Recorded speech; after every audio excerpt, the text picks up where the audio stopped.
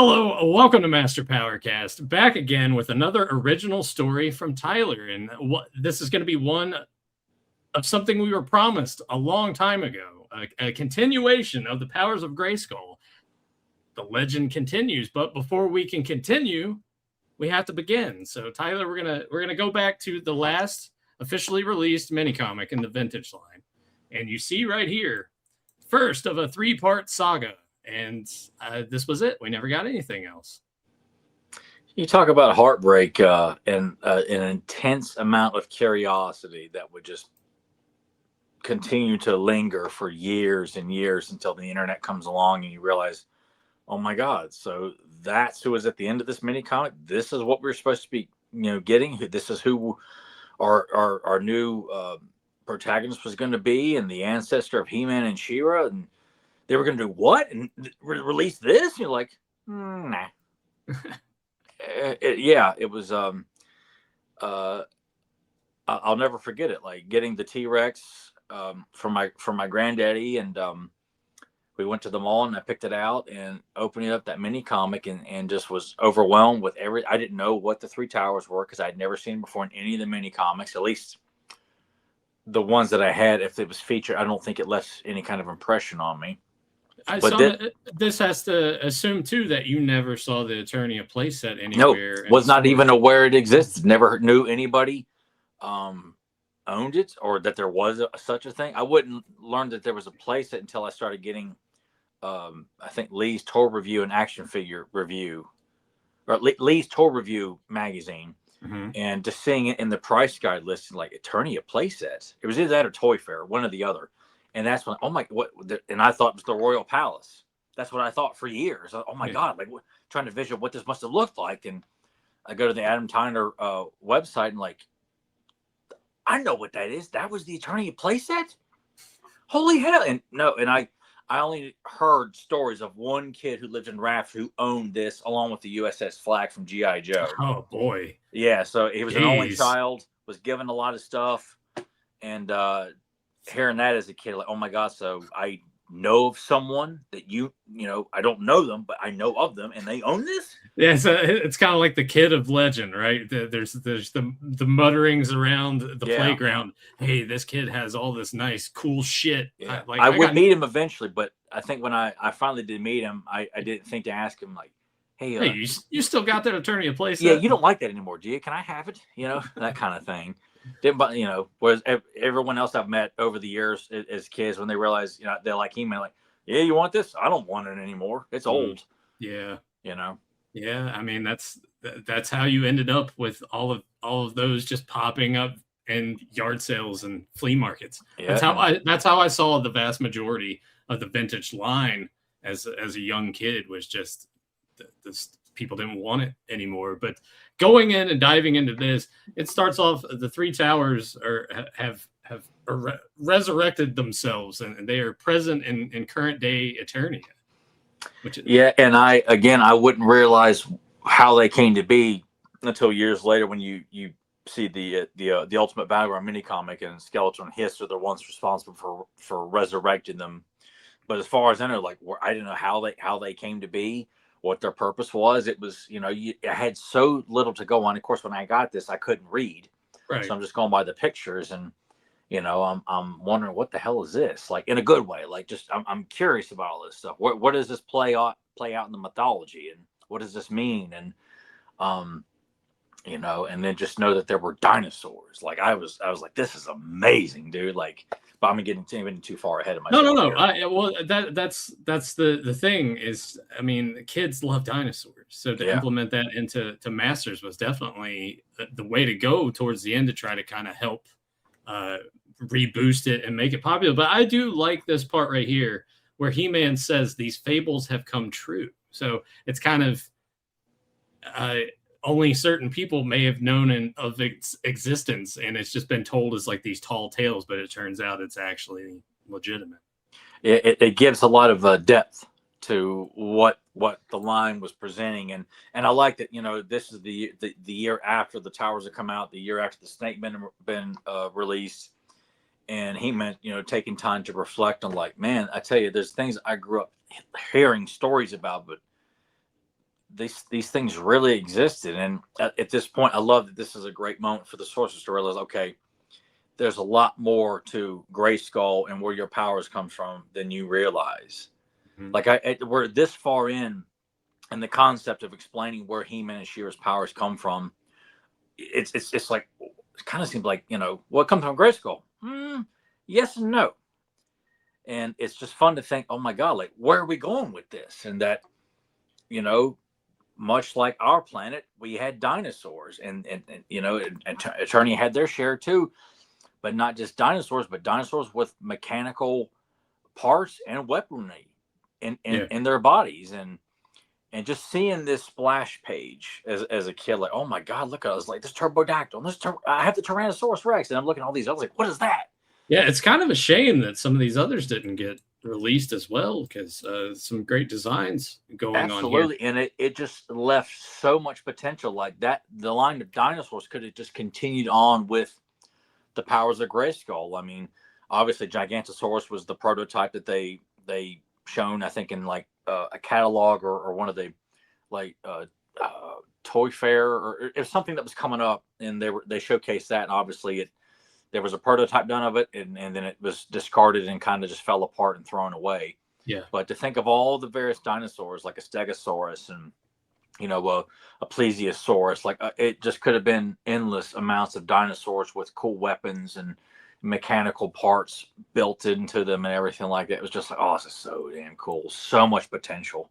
And then of course the gateway being formed by the cosmic key to kind of Yeah. tie that all together too is a nice little touch. And obviously we've discussed the cosmic key mini comic before and how it's not good at all, but it's nice to see it dropped here and have that give a purpose to this.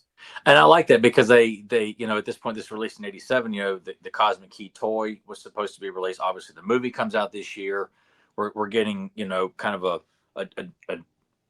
not really altered path, but just we're getting expansion, including the elements of the movie, worked into the toy line with the Cosmic Key. Like the toy would have been released in the movie, and this, like exploring the past of Eternia and where, what happened on this planet well before Castle Grayskull ever stood, and giving more significance to the Three Towers, what its place was in the past. It's just touched on in like a couple of panels in its own mini comic, and that's it in terms of where it came from. Mm-hmm.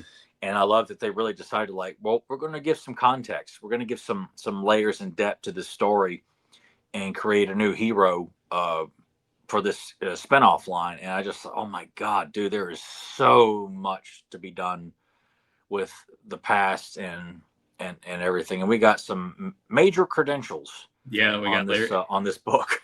Yeah, Larry Houston doing the pencils and doing the inks, Bruce Timm. So yeah, how about that?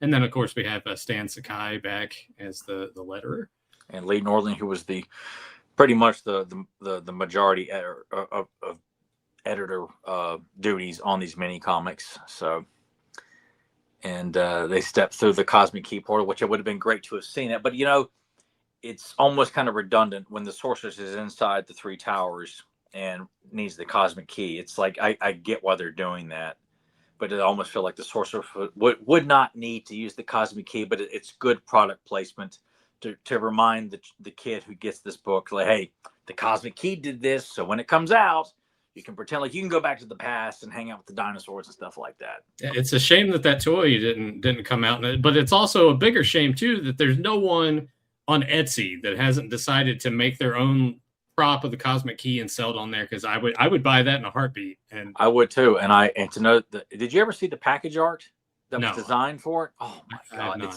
it's Flying Fist, He-Man, and Terraclaw Skeletor reaching for the Cosmic Key. It's like a. Actually, no, I think I have seen that. Okay. Yeah, I'll in post. If I think I do have that image, maybe I'll find that afterwards. I'll put it on screen. I'm pretty sure Battleground Blog has got that as well. But it was just like, oh my God, this is just like they were on the cusp of doing so damn much. And at what point, when all this is happening, just Mattel say, you know what, we're axing this, and we're just going to sell what we got to Europe because He-Man's still doing okay over there.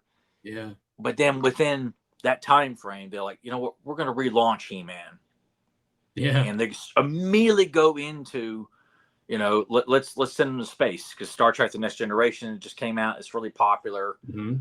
Let's just do that. And it's just like they I that I part I, doesn't. under, I understand it because you have to kind of follow the trend, I guess, as it were, to kind of to stay in that realm of popularity. But also, too, we're saying this as 87.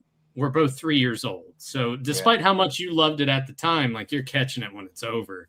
So it can't, yeah. it's That's I think, and that's what helped me become the person that I am today. Is that I caught the tail end of so much. This being number one, and just it kept me hungry. Like I got to know more. Everyone else got to experience it because they were older and got to see it when it was brand new and getting bigger and bigger, and then its downfall and everyone that lose interest and start beating off instead of playing with toys, and I'm stuck wondering like what happened.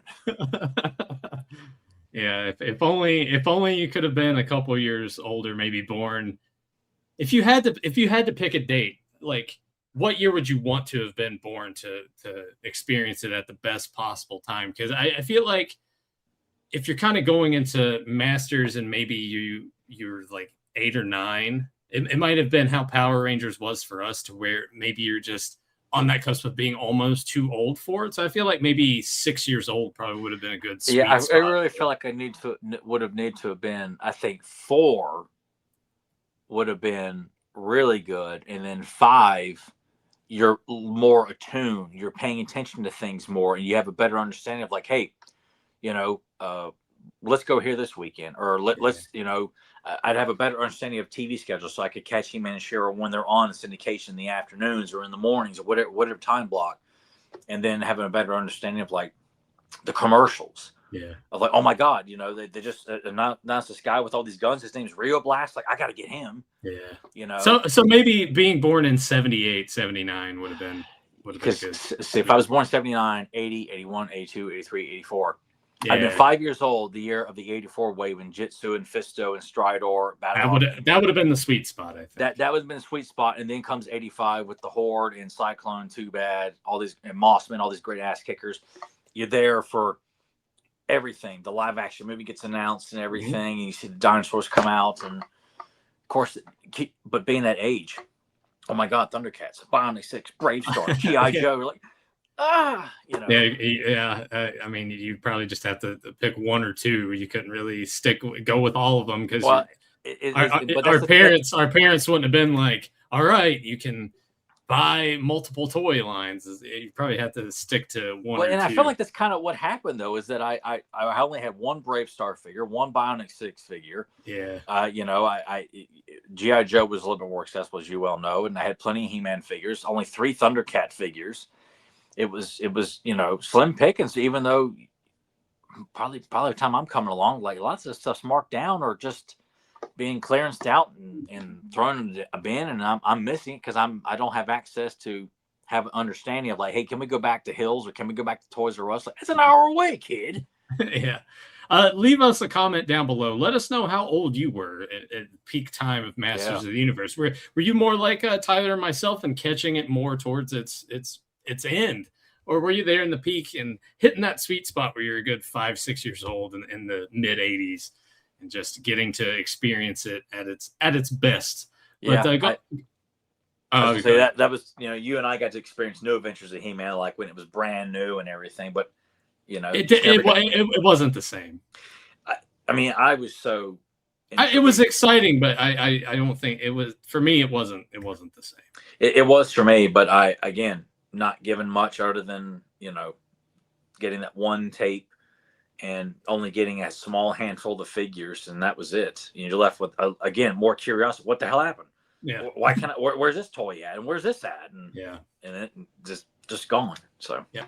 But we are here in the world of your forefathers, and He-Man's seeing the 3 towers, just as in my time. What's in that direction? The land of giants.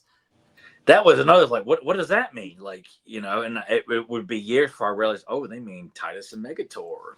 Yeah, And this was always such an interesting panel to me. I just love seeing this. I mean, this monstrous snake being controlled by Tongue Lasher and what appears to be Cobra Khan on a Yeah. very large dinosaur of some kind. Yeah, it just looks like a big like just one of those big lizards. Yeah, it could almost be like a generic looking, monster that you would see like in an old, 60s B movie that would be attacking people or something like that. But throwing in like the you get the beautiful girl, there, and you get the little girl with her doll running and the chaos and the farmers, and all they have are farming tools to defend themselves. Like they're all they're doomed, every one of them. Yeah. It's Doomed. yeah. And it's just great chaos. It gets over such impact in one panel, the devastation of the Snake Men, and at the helm of it all is King Hiss, and just such beautiful artwork of him enjoying his victory over people who are completely defenseless. Yep. And then we get the thing where He-Man's saying, I got to help the villagers. Sorcerer says, no, it's not your time. Your intervention could upset history. And I know how much Tyler loves his stuff like that. So how do you feel about this? At least at the moment, I'm like, oh, damn it. And then she says, even now, the Snake Men retreat, and seeing like they're just leaving devastation. They come and they go, they plunder, they destroy, what villains are supposed to be. Complete assholes with no like sad past. Though it does amaze me that we're just gonna leave the towers totally unguarded. Skeletor could just walk right through. I'm like, all right, come on now. Yeah, that's something too. And I remember as a kid, like once I got older, so I just kind of bought into it because it's set up in the Ultimate Battleground mini comic at the end. Like, oh my god, like this changes everything. We can't leave. We got Grayskull in these 3 towers. We have to keep them on guard at all times. Like, I mean, it's red alert. I mean, at max. Not today, I guess. Yeah, not today. So Skeletor saying, hey, there's enough here to rule Eternia forever. I can change history and use it to my advantage. And just some awesome shots right here. Skeletor walk through, and these dinosaurs are just fighting each other. It's just a nice little a bonus of like enhancing the world around it. Skeletor was not phased, or maybe he distracted them, and caused them to go after each other, as opposed to them like, oh my god, there's dinner right there. Yeah, and then the Snake Men have retreated, but they've made camp. They're eating bugs. Yeah, I was like, all right, yeah. And this panel was big to me because of seeing Squeeze for the first time in this panel, and I had no idea who he was because he's not name checked. Yeah. So I was just so enamored with that character because I love the purple and the green. And I was about to ask what really stuck out to you. It's just the color scheme. The color scheme, and that he had long arms. I'm like, well, who is this guy? Like I knew of I had Tongue Lasher, Rattler, and King Hiss, and I'm like, and a Cobra Khan, of course. Mm-hmm. So I was just like, who is this guy? Because Snakeface isn't featured at all. So I'm thinking like, oh my god, who is this guy? So it again would be many, many, many years later before I'd forget that who he was and that he had a figure. Skeletor shows up. I have magic. I can help you destroy the elders. Of course, King Hiss thinking perhaps this is from the unnamed one who we serve. And I would wonder about that. And then the older I got, I realized, like, much like Hordak, I don't like the idea of any of these major faction leaders answering to anybody. Right. I feel it's more appropriate that these guys are in charge. They pave their own path. They're out for themselves. They answer to nobody. Yeah. And yeah, sure, they may set up alliances here and there, but these guys are the 3 of the ultimate evil on Eternia. And like, I know I'm with you. Like the idea of Horde Prime and Hordak having to answer, it's like, yeah, no, it kind of diminishes. It does them quite a bit.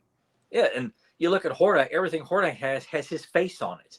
Yeah, and like, I'm sorry, like I think you've already established he's the ultimate alpha of his faction. He answers to fucking nobody. King Hiss is the same way. Yeah, and then you take into account that the unnamed one and everything kind of course, get turned into that. And again, that was something that the less said about that stuff, the better. True, really. And they're really, and I think even one of the interviews with one of the guys that was working on the powers of Grayskull and even the Keldor concept, is that it wasn't thought out. It was just they were just trying to come up with something to kind of, and I should have reread it, but I didn't think we'd actually be discussing fucking Keldor. I guess we'd have to do we'll do that when we do the search for Keldor. We're Okay. going back and covering that again. But hey, I'm not sold on pterodactyl. that. I don't like it, and I dismiss the concept of King Hiss answer to anybody else, especially someone who's the unnamed one. Right. Yeah. Yeah. You could have just totally. But I guess throwing that line of dialogue here kind of does it to where It sets up more of like sets, who is that, and I always was infatuated with that mystery of wondering who the hell that was supposed to be, and right. you find it. I mean, well, they had nothing planned at that point. I think Keldor was meant to be the unnamed one, which would mean that Skeletor, and I don't know. It just seemed like such a convoluted storyline of trying to work in a character that's already established in the main line and work him into the spinoff line. Like, what we got King Hiss for that. Yeah. In the Snake Man, we don't need Skeletor when he was Randor's brother, which is a crock of shit anyway, and make him a pivotal part of this past mythology. Like it's unnecessary.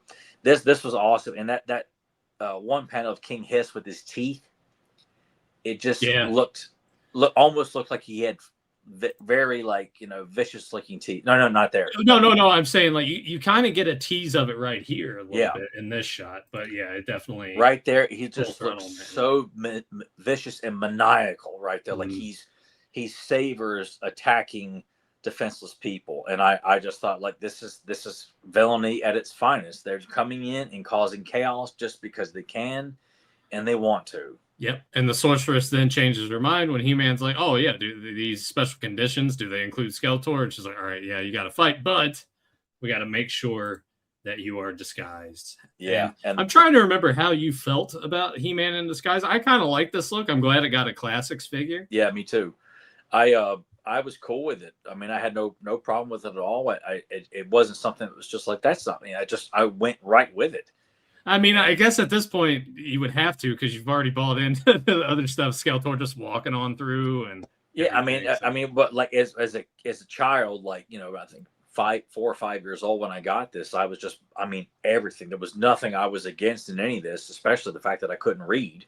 Yeah. So the pictures alone, I'm like, all right, I get it. I'm buying into this, and then seeing that Bionatops is going to be his steed in this, and of course, the Triceratops is my favorite dinosaur, always has been, still is. And it's just like, oh, yeah, he was going to ride Triceratops. He's got a fucking gun on his head. Like, this kicks all kinds of ass. Yeah. Well, I mean, that's one of those things. It's just, you think about Dino Riders. Like, what a great concept. Yes.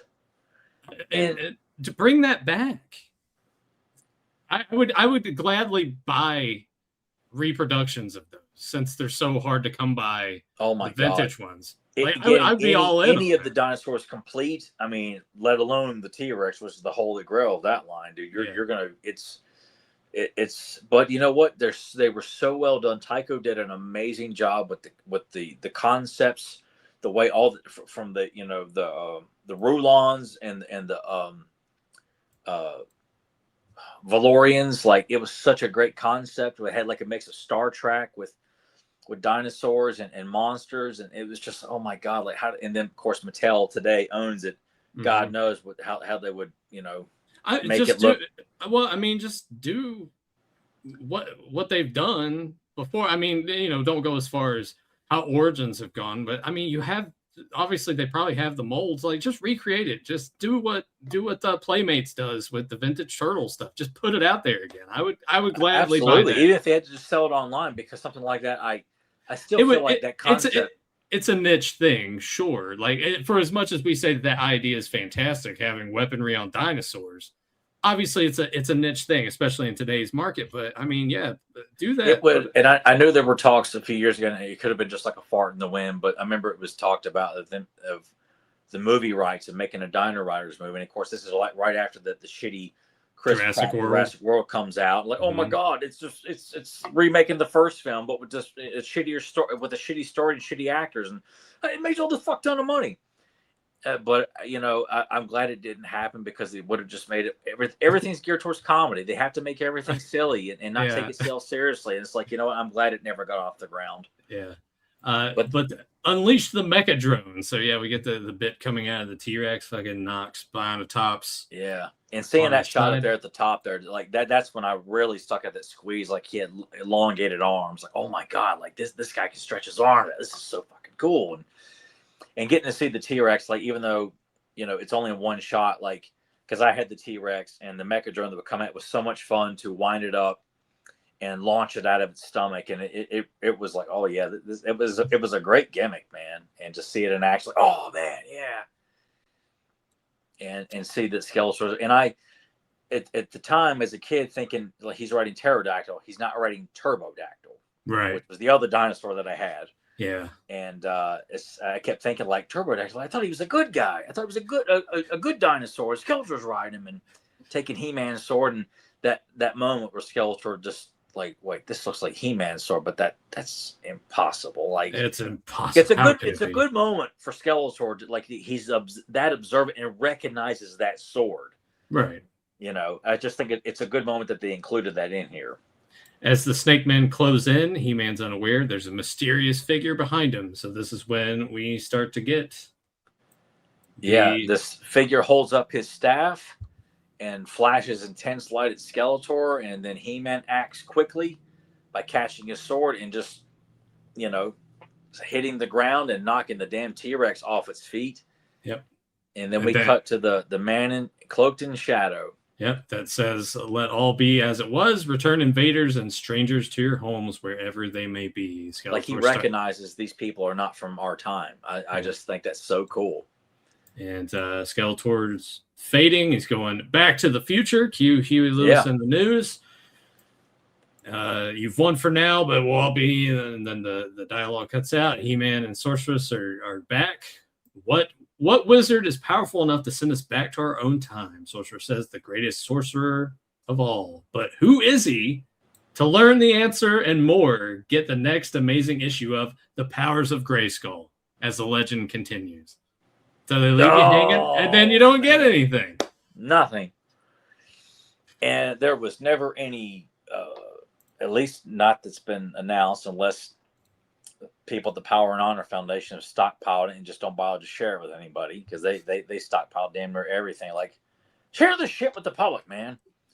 They get your one book, we get like 2 or 3 more books of stuff that they got stockpiled. But I don't think anything that had ever been done for the second issue. I mean, no idea, no concepts, no illustration, no pencils, nothing. And Hero would show up in the catalog, like the small figure catalog that would come with some of the 87 figures. I think even some of the 87 figures on the back of the mini comics, some would feature the Powers of Grayskull logo on the back of it. So there was like the small teases. Even my Blade figure, the one that I purchased, my own card, has got the Powers of Grayskull mini comic behind him, and that was exclusively only with the dinosaurs. Yeah, wow. All so right. I just thought, like, man, that is such a a unique, yeah, and maybe maybe some of those other 87s came with it, but just something that you had to have those dinosaurs if you wanted to see anything about that. And I do love that logo a lot. I love that green and red. Bursting emerald green with Grayskull. Yeah, I was enamored with that as well. I just thought it was so cool. And with the full logo, like the Powers of Grayskull, which is not featured there, but I just loved that was the logo they were going to be going with. And this was the image that was also used on the Adam Tyner website, which was just the prototype image used in the catalog of Hero. And I thought, oh my God, like, who is this? So, and to learn that this was the guy at the end of the mini comic, even though in the mini comic he's using like the concept staff, which by this point had changed, where it would open up and reveal this Power Stone in the staff there, and just with the vac metal armor and the cape and the gold headband. I mean, just only thing I would have changed is I wouldn't have him smiling. I would have had him be tough and assertive, and the style guide that comes out with the Powers of Grayskull. But Errol McCarthy did the art here, and it was just like, oh man, like seeing He-Man and Hero interacting in any form was a big deal to me. Like, and nothing was on it. You didn't know anything else. Yep. and this is more of the Errol McCarthy's artwork of just illustrating him and what was to come. And this is the only info about the character. Now there's notes that were done that Mattel had that's on the Battle Ram blog if anybody's interested. Mm-hmm. And that's of course where all these images were pulled from. Link is down below in the description. Highly recommend going and checking out this website. But yeah, we won't read all this stuff here. So if you want to pause it and try to read this, squint a little bit, because I know the text isn't super sharp, but you can read it, and on the Battle Run blog he has it printed up like more clear, so you don't have to read the actual image. You can actually read everything itself there, and some more profile images of the character. And this was also more McCarthy artwork that would be used, I think, but Pajama Top. Yep, we will get to but that. It's just really cool. And it's Hero and Titus as allies there. Just more artwork. Another shot, just the arms reversed. And this was for anybody who missed it, this was on the Eldor card art that Super 7 put out, and this was done for the character to showcase the character of Gray, who would become Hero, and Eldor is reading from his book of living spells and proclaiming, hey, you will become this, and would pretty much be his mentor. And then in the some of the notes for the character, that Shirella, who is a tribal chieftain, would also help and kind of help train, because this character, the difference between him and He-Man is that when he gets his powers, he's not as mature as Adam was. He's still like when we see He-Man and Adam, he's a lot more mature. Like he's already bought into it and very wise. Hero/Gray is learning things as he's going along there. Not much experience or anything it's an empty palette. And this was done, I think this was going to be the Hero card art, and Super 7 did release this as his card art of him battling Megator. And this blew my mind too. And I always thought that was Gigantosaur, and it turns out it's the Turbosaurus, as a concept dinosaur that obviously never got released. Looked pretty damn cool. Even got Cyclone in there. Yeah, which I was like, oh man, they threw in Cyclone in there too, man. It's like, thank you, Errol. Just seeing more of this prehistoric, and I had no idea who the hell that was for the longest time, because looking back at it, he looks a lot different than the Hero figure and a lot of the art. Like, he looks like he has blonde hair. Yeah. And I couldn't quite tell who that was for the longest time. I guess the only thing that is just the cape and then sort of the gold chest plate. And you see the gold headband on his head there. It's kind of blended in with his hair there, but you see like a little shine right there. So it's definitely Hero riding Turbodactyl. And I love that 3 of the dinosaurs were allies to Hero. And this was really cool too, like giving scale. There's Shirella. That was the only piece of artwork that she was included in, is right there. And once I learned that too, I'm like, holy shit, dude. Like, it just leaves so much to the imagination. Mm-hmm. And that they're using like classic looking medieval castles. Mm-hmm. It's I just thought that looked really cool. And that Megator is here just demolishing, somebody's castle, and Hero's there to confront him and stop him. And here's the back of the package art for Megator of him confronting Hero, and again giving great scale, what these guys are, and seeing Titus and Hero team up, and seeing that Hero's got a sword there. Yeah, which I always thought was like, holy shit, man! Like, it would be really cool, man, to give He-Man like a sword of some kind, not just the staff. Mm-hmm. But an actual weapon to do battles with, and not have to rely on just pointing the staff all the time. I think it'd be really cool. And this was awesome too. Because getting to see more of the Snake Men, being confronted by Titus, another cool looking, classic medieval castle in the background there, and Heroes, it's like him and Titus are going on adventures and stopping the Snake Man. It's just so fucking cool, man. Just so. Oh, it just breaks the heart, man. And then this came from the Power and Honor Foundation. This was some concept drawing, kind of like showcasing what they were wanting to go for. And of course, you see He-Man the Sorceress watching this very brutal, violent battle going on in the past. Dude. Yeah, look at that. like, yeah, and I mean, Snake Man's been sliced to pieces. One guy down at the bottom here is having like he's getting ready to have his head smashed in. Not that's Mecha Neck right there, but the Tongue Yeah, right. Lasher's getting ready to like stab someone in the head. You know, it's and there's Eldor right there confronting another Snake Man. The monstrous snakes and dinosaurs and giants fighting. Holy shit! Look at this guy. Like Rattler's biting a guy in the chest, man, and blood splashing out. Like, this is fucking awesome, man. Look at that. You know, a Snake Man with a T-Rex blasting a guy's head off. Yeah, wow. Holy this shit. Is chaos, man. Look, and just like we were going to get this, and people decided, I don't want to buy He-Man anymore. Look at this. This giants tore up like this house, and these people are just flying off. Yeah, I mean, it's just of yards death away. everywhere, man. And you see one of the heroic giants in the back, like just grabbing, you know, pterodactyl, just punching the fuck out of him. You know.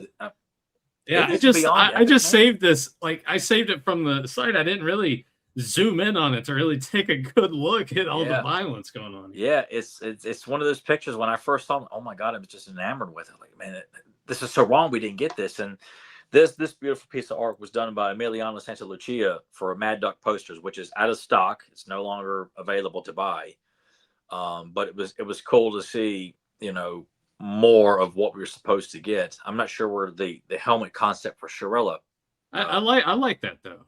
It looks cool. It almost kind of looks like a modified Battle Cat helmet. Yeah, it kind of does. But me personally, I'd like to see her without the helmet. I think it would be one of those things like if she ever came out in toy form like that obviously, much like Tila, it could be optional. Yeah, put it in the packaging, but which just it makes me wonder though, because Emiliano likes to honor the stuff that we were supposed to get, and obviously this character maybe in some concept drawings was going to come with the helmet, and then Keldor's in the back because there's the alluded idea that Keldor was going to be the unnamed one, not a fucking bullshit trolling. Which even then I'm like, I don't think that's a very cool idea, but that's what he's homaging with the beautiful central tower in the back. Yeah, it was so cool to see someone want to honor that and not throw in King Grayskull and all this other bullshit. And that was done like in another Mad Ducks poster that sucked balls. It was ugly. And it's just, they seem to just going forward like to diminish the purpose of Hero, what he was supposed to be. And unfortunately, even today, is continued to be treated as like, oh, now he's the son of King Grayskull in the origins line. Fuck you. So that was a little bit of Hero. Of course, we talked about how the legend begins. Tyler, now we get into the portion of the legend continuing. So this is a piece of artwork that you have. It's a mini comic cover that you had Kevin Sharp. You commissioned this from him. So we'll go ahead and dive right on into what you had planned for the legend continuing on. Well, no technoviruses and stuff. Yeah, no technoviruses, none of that bullshit that was thrown into the classics line and everything. Which I can't remember how the hell I even found out that Hero was King Grayskull's son in the origins canon, which fucking morons. But one thing when I came up with this, like, I wanted to do this for years of wondering what the second part would look like. And every time you've always seen Hero, he's just kind of standing there, just holding the staff up, smiling. I'm like, man, I want to see him looking like he's ready to whip some ass. And I was like, Squeeze and Snakeface didn't get showcased a whole lot. Like, I just want to see them. And I had an idea of what I wanted to do. And then Kevin took what I had suggested or what I wanted to see. And he came up with the layout. I'm like, oh my God, let's go with this. This is amazing. The girl in the background is featured in the Powers of Grayskull mini comic. The girl that's in the village, I wanted to make her a supposed love interest for Gray. I just thought, like, Kevin draws beautiful women. Like, I always got to feel like I got to have a reason for him to work in a woman into, and I love, seeing a woman in distress right there. She's the girl that's featured in the attack and the Powers of Grayskull mini comic. So I had him draw her being rescued, by Hero by confronting Snakeface and Squeeze in this prehistoric swamp. So with the staff ready to just unleash a blast on Squeeze there, and keeping Snake Face, from being able to look him in the face and turn him to stone.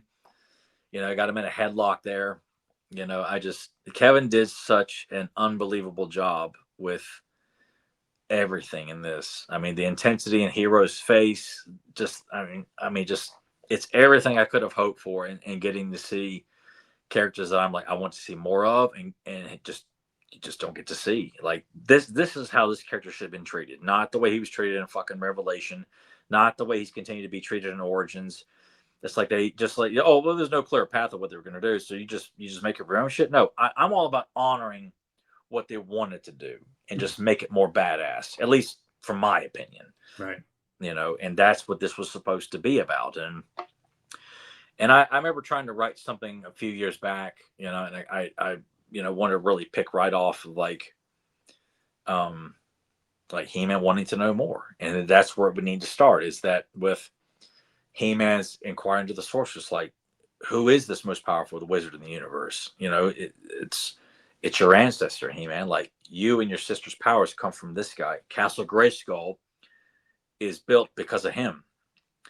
That all of this stems from this one individual. I'm like, this is a story that needs to be explored. And that's why it was so disheartening when they made it King Grayskull and completely ignored it. And they were aware of it. They just chose to ignore it. I'm like, yeah. I would love to confront the people who decided that was a great idea. And just felt like, we're going to bring in all the Snake Men, but we're going to ignore what Mattel was going to do back in the 80s, like, and just leave it empty and create our own mundane idea that was fucking stupid. As I've said many times before. But I really wanted to even emphasize, like, okay, we're going into the past of Eternia. So I thought about, like,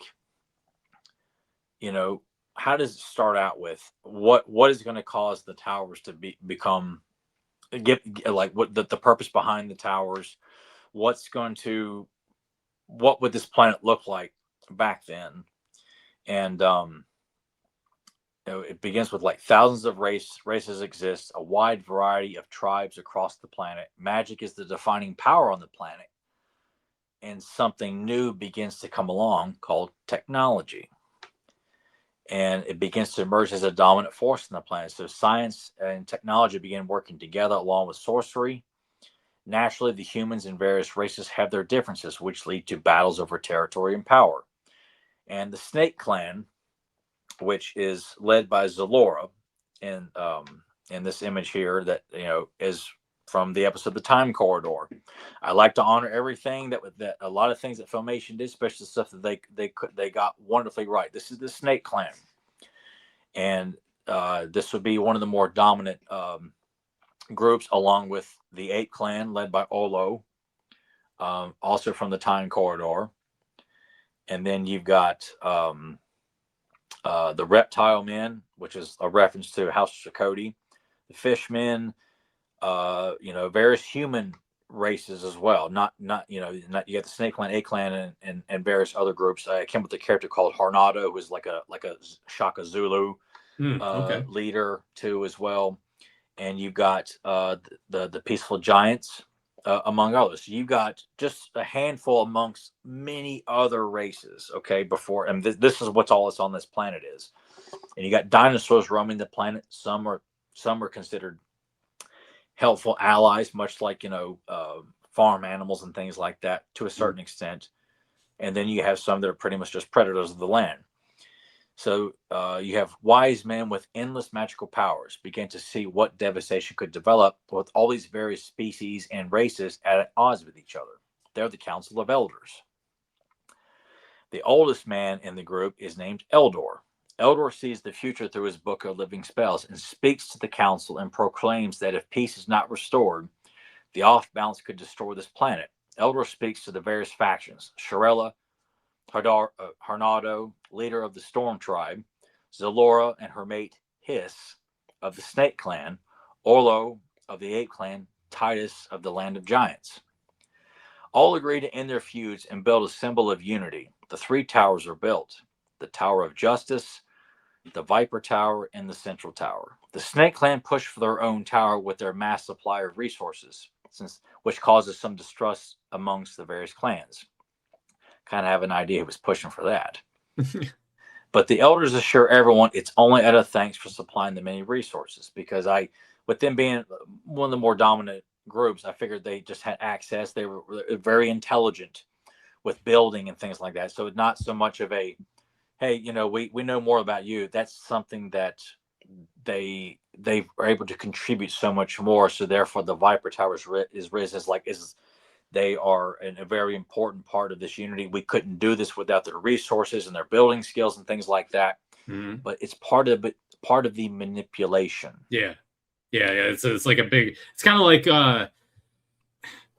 like Game of Thrones. I knew you were going to say that. Yeah. No, my intention, but yes. No. I don't mean that in a bad way. I'm just saying in the way that you have these different families and stuff, and of course, it's always there's some underlying little factor there. It's like, we're doing this and making it look a certain way to where it's like underneath all of that there is this plan. We have this plan where there's more to it than what's on the surface. So it makes me think of Game of Thrones, but in a good way, not a bad way. So however, Eldor feared that this treaty wouldn't last long, and his book began to foretell that one from the tribes would usurp and begin an endless rampage for power and control. Eldor went out into the evergreen forest. He took solace in a nearby cave to begin his meditation for a solution. He learned that this planet would need a protector, someone whose absolute goal was to protect life on this planet, not just humans, but all living things. Plants, animals would be under his spell of protection. This individual would have to have 3 levels of strength: mental, emotional, and physical. Their heart would have to stretch to all living things. Eldor's mind goes into a mass trance, searching the planet for a mortal who would be willing to sacrifice their life for life. His visions brought him to a young man named Gray. Unknown to the Snake Clan, Hiss was ready to usurp not only the clan but the planet. Many years before, the Snake Men come to Eternia under the leadership of their king Hiss, which that's a reference to the King of the Snake Men mini-comic, that they come to the planet. They weren't born there, they come there. And that's something I kind of wanted to play up, is that it's the beginning of other worlds, other galaxies understand that this is a planet of great power. They don't know what it is, but the great power is on this planet, and that they're the first to arrive on this planet. But upon arrival, he's ordered his snake men to undergo brumation, which is just, if you look it up, it's hibernation with snakes. They're not like asleep, they're just kind of waiting. Yeah. So while he sought out the sources of power on the planet and would call when ready to launch a full-scale attack. Hiss uses his tactics of manipulation on Queen Zalora, who would fall in love with him and rely on him as her counsel and mate. Hiss hid the fact that not only was he a master of sneaky snakes, but a master sorcerer as well. He saw the potential of technology that was beginning to spread on the planet. Hiss also saw that the dinosaurs that roamed the planet were the apex predators. Of course, not all were predatory. Leaving out on his own, he sought out the mightiest and most vicious of the dinosaurs, casting spells and making their bodies bind with technological weaponry that would emit from their bodies as a means of transport and attack. He started this plan with Tyrannosaurus Rex as his own. Yeah. You got to go to the top. Start with that, Yeah, and my concept for this, because part of me was like, do I really want to give an explanation? But I thought, what if the beginnings of technology start to really germinate and people realize, oh my God, we could do so much with this? And Hiss looks at this and is like, what if we had these weapons on these creatures and use them for my own benefit? Mm-hmm. So the idea would be, it starts with him, and then when Hero would gain his powers, he'd cast the spells on other animals to use them for their own kind and to protect other dinosaurs, and eventually what would lead to the downfall of technology, which is kind of what's hinted at the very first mini comic, that technology is this forgotten source. People have forgotten all about it. It's an ancient use of, I don't know what the proper phrase, but it's honoring the idea that technology had been forgotten for eons. Mm-hmm. And I wanted the battle that happens, the constant battling of during the Preternia days is what killed the dinosaurs. and would eventually like, you know what, this is too much of a dangerous thing to have on this planet, and we just need to rid this planet of technology altogether and just go Yeah. back to sorcery and magic. Yeah. It's too devastating to this planet. So it killed the dinosaurs, and just it just I think just take it. And that was my concept down the road of like what would kill the dinosaurs and why technology would just fall to the wayside and be forgotten until the days when Skeletor arrives, Hmm. He-Man, and is it comes about, and technology starts to pick up a little bit more on the planet, more and more and more. Yeah. The way Man, the original Manny comics were starting out. yeah, Man at Arms is going to play a part in the resurrection of technology Oh and boy, is he bringing it ever all fucking back. with the weather and coming up with shit stain removers and everything, man.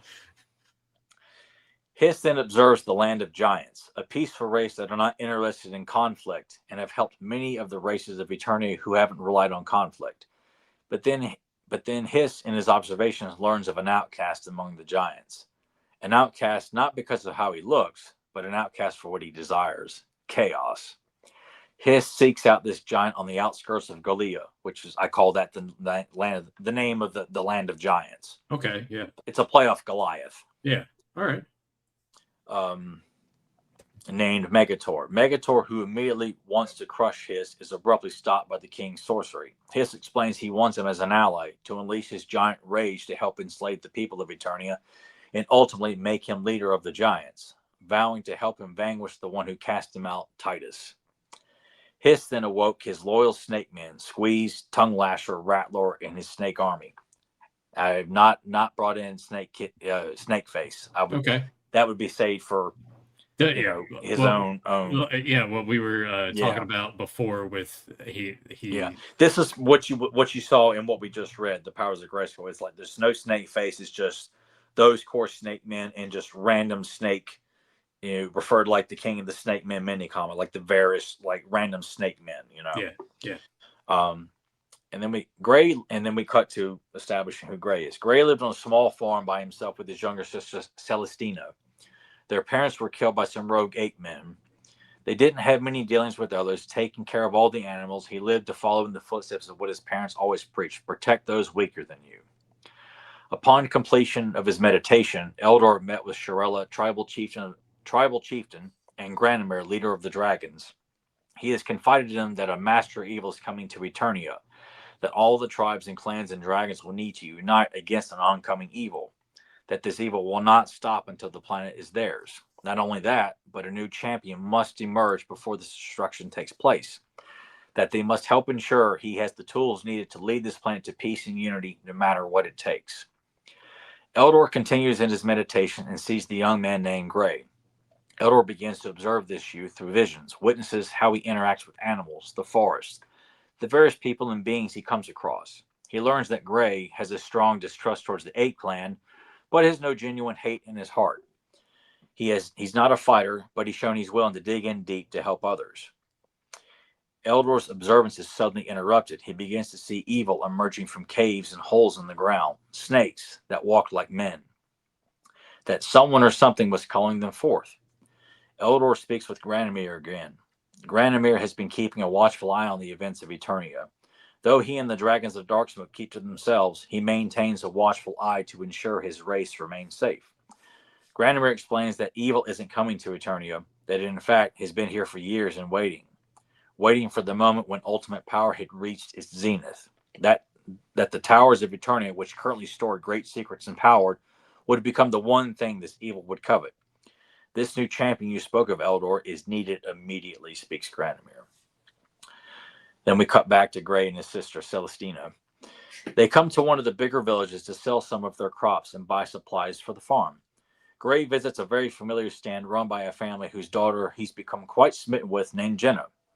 Gray struggles to come up with conversation with Jenna, but she fancies him and helps the conversation along. Celestina mocks her brother's lack of charisma. Gray asks Jenna to join him on a walk sometime, and she agrees. Gray and his sister begin to leave the village when suddenly chaos erupts. Screams from the village and fire emerge on the other side of the village. Gray tells Celestine to head back home and do not stop. Gray goes back to the village and can't believe his eyes. A massive snake slithering through the village, attacking all around it. Accompanying the snake are men that looked like snakes, terrorizing the people. slashing and burning all in sight. As the chaos was too much to take in, Gray's adrenaline kicked in, and he picked up a farming tool close by and ran into the danger. A snake man approached an elderly couple wielding a snake sword. Who wants to be the first to feed the mighty Pythor first? He grabs the old lady as she screams. The old man attempts to stop him, but he is slashed across his face and hits the ground crying for his wife. The snake man laughs. Don't worry about it. It will all be over quick. Wham! The snake man crashes into a nearby wall. Gray tells the lady to grab her husband and run. The snake man gets up. It's been a while since I've had enjoyed a good fight. Lunging with the sword, the snake man attacks. Gray dodges the attack and swings the tool into the back of the snake man's head. Gray hears a familiar voice screaming, "Please leave my family alone." It was Jenna begging for her family's life. Gray sees her and starts to charge towards the threat on Jenna's family. Suddenly, Gray is snatched backwards. Green coiled arms begin to wrap tightly around him. Look at this. It appears I found a hero among these spineless food source. Gray turned his head and found a large green-skinned snake man staring him down. Our king will be pleased with the meal you'll make for the mighty Pythor. Gray headbutts the snake man, causing him to lose his grip, and Gray runs towards Jenna. Squeeze stretches out his arms and backhands Gray, knocking him unconscious. Suddenly, Hiss's face emerges to the snake men in the village. Squeeze, the village has fallen. Take the prisoners back to Snake Mountain. The snake men leave among the chaos. The sounds of fire burning are all that's left. Gray's body was the only thing left in the burning village. He awakens and sees what's left. By eternity, they're all gone. And he drops to his knees. Jenna, I'm so sorry I couldn't do more. Tears start to form as he grips the mud at his knees. Suddenly a voice speaks to Gray. Gray, son of Eternius, stand up. Gray turns and sees an unfamiliar old man. Who are you and how do you know my name? The old man steps closer. Gray stands up. The old man points to the aftermath. You wish to end this destruction? Do you wish to see this evil meet its demise? And Gray replies, I don't know what that was, but I'll do anything to protect those I love. But look at me. And Gray looks upon the wreckage. I have nothing to combat evil. I'm a farmer. I'm lucky I wasn't killed for fighting those snake men. And Gray lowers his head. I'm not a warrior. Eldor speaks. You asked me who I was. And he steps in front of a saddened Gray. I'm the one to help you make you into what Eternia so desperately needs. And Gray responds, and what is that, old man? Eldor says, a hero. Yeah. All right. Yeah. So that would be part 2 of the story. I'm assuming you've probably got a part 3 in you somewhere already written, right? No, I don't. Oh, okay. Is that something you're looking at wanting to do soon? I would love to do a part 3 but I spent so much time initially setting up what the planet was going to be about. Yeah. Before I mean, you kind of have to if it's going to like flow into that. Yeah, and I felt there was so much to bring in. Like not that you would spend a whole lot of time with all these characters, but it was really kind of established that this is when Grandmere really had a strong alliance with humans, because the reference in Dragon's Gift, it's been 1,000 years since I've last spoke with humans. That even way back then, it became the dwindling of like going to, it's just that's when and I just like to picture that at some point Hero would go to Grandmere and confide in him and would be a close ally, and Grandmere would fight alongside Hero to battle the snake men and various other evils that would show up on the planet. The Horde would eventually show up at some point in some form, various other evils, and just continue to build this awesome alliance. And of course, when Hero dies defending the planet, they build Castle Grayskull in his name, and that becomes kind of the beginning of the end, where humans and dragons get along with each other, and they're constantly going to Grandma asking for favors. Can you do this for me? And he's like, because of what Hero has done and making him feel good about humans, like, oh sure, I'll do this. And he realized just playing off of that. Like that's why I was planting these seeds here, is to really play up. So when you watch Dragon's Gift, like I wanted to set up when he tells He-Man, like, I don't care for humans. And when I spoke to him, it's been, all they wanted was, they were vain and greedy, and it wasn't like that way at first. and Yeah. that Hero was the beginnings of that. And that when Grandma sees He-Man, he starts to realize, okay, I recognize this behavior. Yeah. Again, it's really wanting to celebrate and bring in everything. No need to make up shit. Other than the tribal leader, I wanted to make him an ally that would help train Hero Gray as a warrior along with Shirella. I wanted to have those two really help him train like combat training, because he's a farmer. He doesn't know how to properly fight. Eldor would teach him, and Grand would teach him the ways of magic. And he would become a big ally with Titus, and when Megator comes in, and I have all these ideas. A lot of this I wrote today. Oh, really? Yeah. Okay. Hell yeah. I had a good portion written way in advance. But then today I was just like, let me just see what I can kind of work on. And that's what I did this afternoon today. I was just, putting a lot of the stuff together of bringing in, and I had an idea of where I wanted to go with it. But then the battle in the village was all kind of a last minute thing I just did today.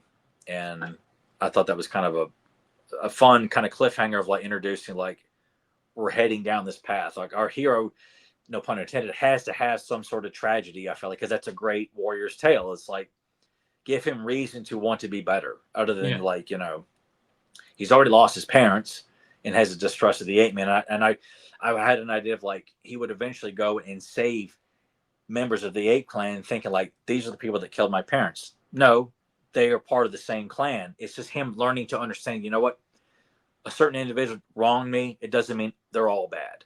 Right. He's continuing to learn and just, again, as part of the process of becoming, the core of what He-Man and She-Ra would be about, caring for others and learning to protect anyone and everything, all life, what no matter what they look like, what they've done in the past, what they're currently doing, all about protecting life. And that's what Hero would start out doing. And that was set such a high precedent that no one could replicate that until the twins were born. Man, yeah. All right, book it. Let's make this an animated series, Tyler. Let's get it done. Yeah, God, I would.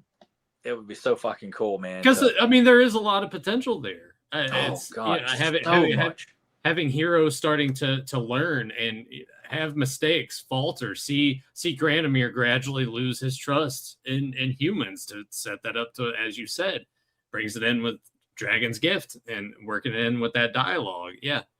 Oh man. So much, as you said, potential. That's the biggest word here. That's always the thing with this property. Potential. There's just so much there. All these characters that didn't get their due, and you didn't see them in Filmation, or you didn't see much of them in mini comics and UK stuff and other materials. So potential. That's what makes this property so fun and so great. And Tyler, it's awesome anytime we get to do one of these original story ideas, because I was sitting there the whole time you're reading that. I was like, holy shit, I didn't think he had it in him like that. That's awesome. Because I often, will second guess myself, because in my own mind, sometimes I've written some stuff like thinking it was so cool, and I go back and read it, like, God, that fucking sucked. That was I think that's just a personal thing. I think everybody goes through that anytime they write anything.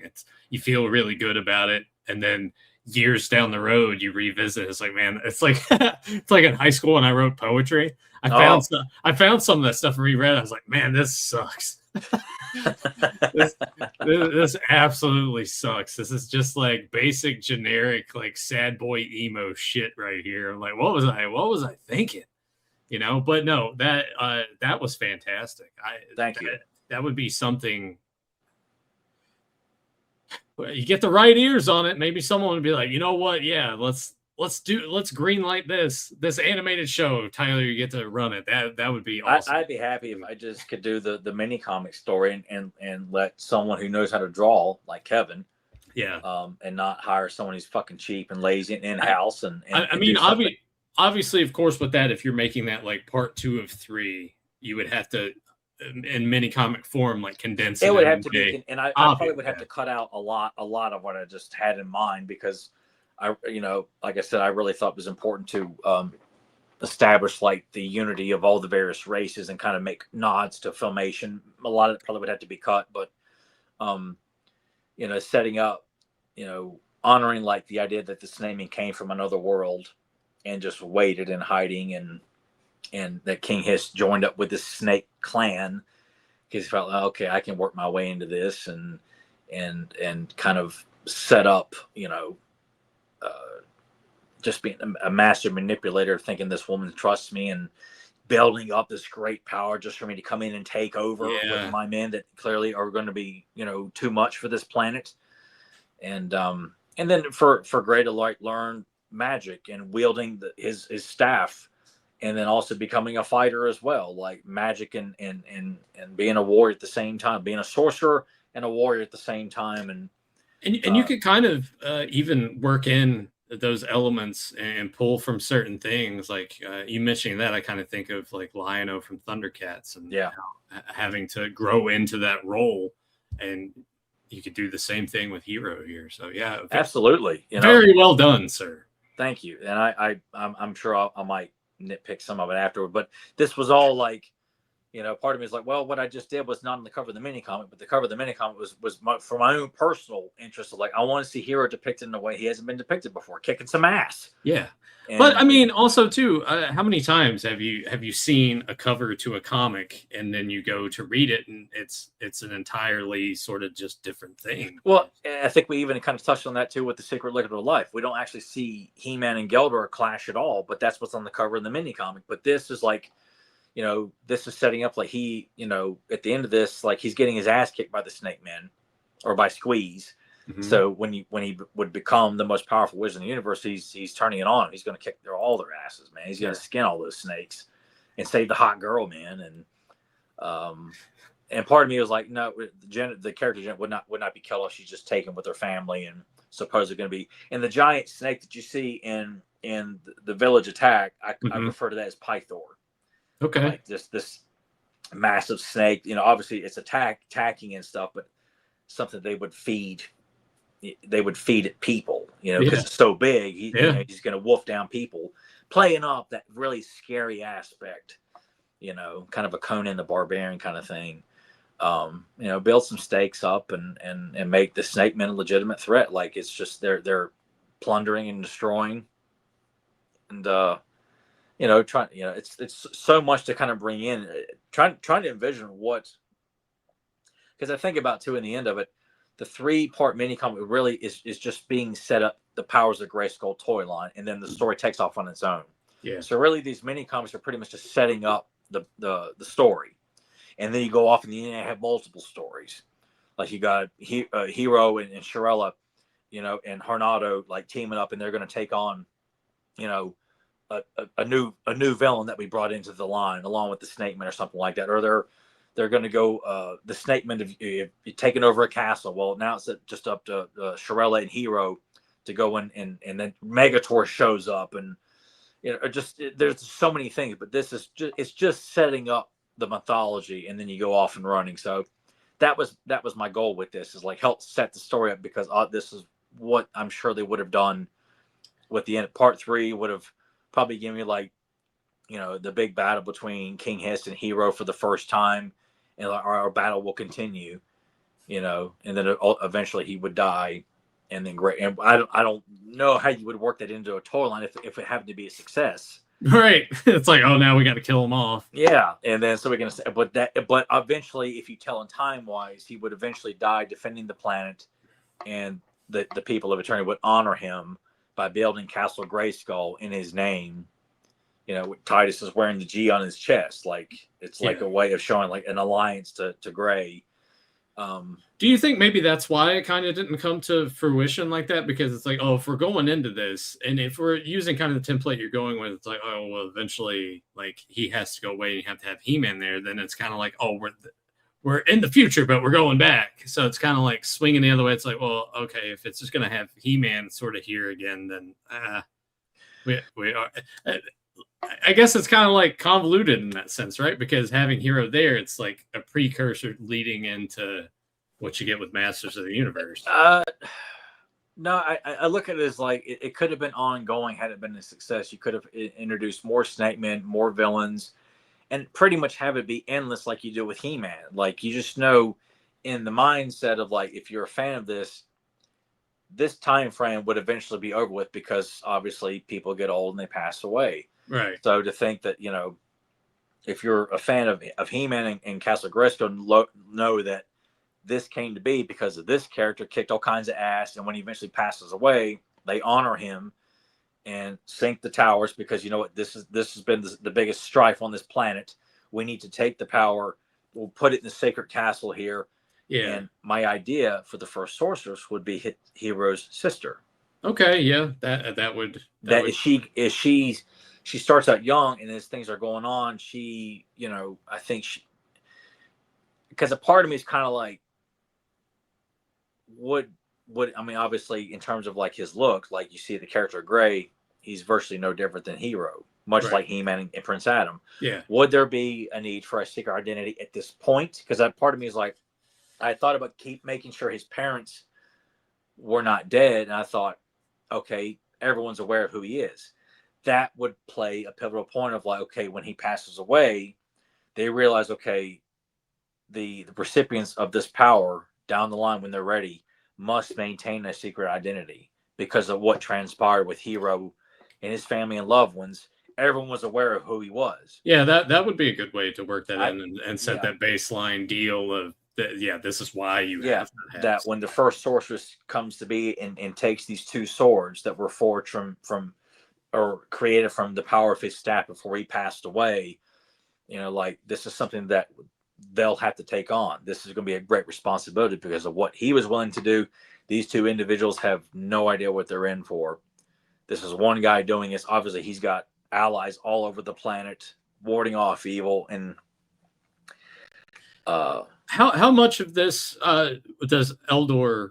How much do you explore of Eldor within this as well? Is he just kind of like a little surface level? He's there, like obviously making all this happen, but do you delve more into any of his history not really, because I felt like, you know, I wanted to kind of make him not a cliche, but he's the wise old sage. Like he's set up in based on what Mattel was going with. He's going to be the guy that helped Toodle be under. Gray's going to be under his tutelage and learning to be a great sorcerer. And I think in the notes they mentioned that Shirella was going to be also help with his training as well, at least help him become who he was. And I thought that's interesting because, you know, she's a chieftain, tribal, you know, I'm talking too fast here. She's essentially the leader of her tribe. Tribal chief. Tribal chieftain. Acknowledge her. Yes. And I just thought like it's interesting to like have her help in teaching him how to be a warrior.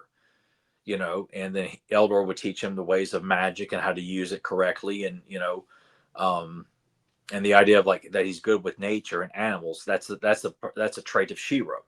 She can communicate with animals and things like that, which I know you look, when I looked at the notes, there's a lot of Lord of the Rings references in there too, like a ranger and elves and stuff like that. I'm like, that's just a little like, a little too on the nose. It needs to be a little bit more,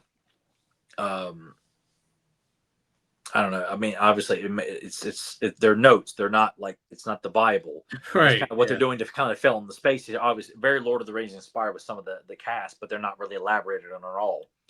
But Eldor and Shirella are really the only two allies, and Titus, and that's it. And I thought, man, expand this. I mean, Laird de Taylor wrote in the Time Corridor, you know, before Castle Grayskull was ever built. I'm like, that's a no-brainer for me to include two clans that were friends and became rivals because Skeletor shows up and tries to fuck things up. So why not make them, you know, eventually become allies, and especially that idea that Hero's parents were killed by 8 men, and he learns to trust Olo and not just assume that these are just nasty brute men who are just out for themselves and would kill anybody, you know, for their shoes or food or whatever, that they're people as well. And, you know, we you know, not all of us are bad, that kind of thing, and make that one of his many which I feel like I'm just repeating myself with this. No. Yeah, no, it's like I said, building that up, having him learn lessons. This could have been a show. Make it an animated series. Let's make it happen. Yeah, I'm thankful to have this opportunity to do this with you and just put it out there, whether people care about it or not. But yeah.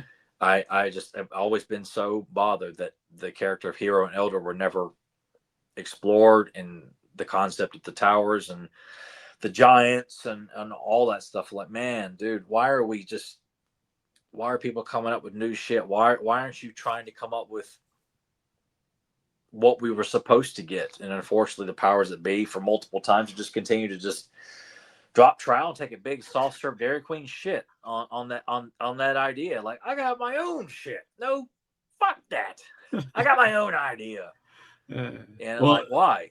I would love to confront them and say, why did you feel it was right to do that, as opposed to like, why not honor what what was hinted at? hey, you never know. Maybe the opportunity will present itself at one time. But speaking of taking shits and taking breaks, we're going to take a break right now, and we will be back after these messages.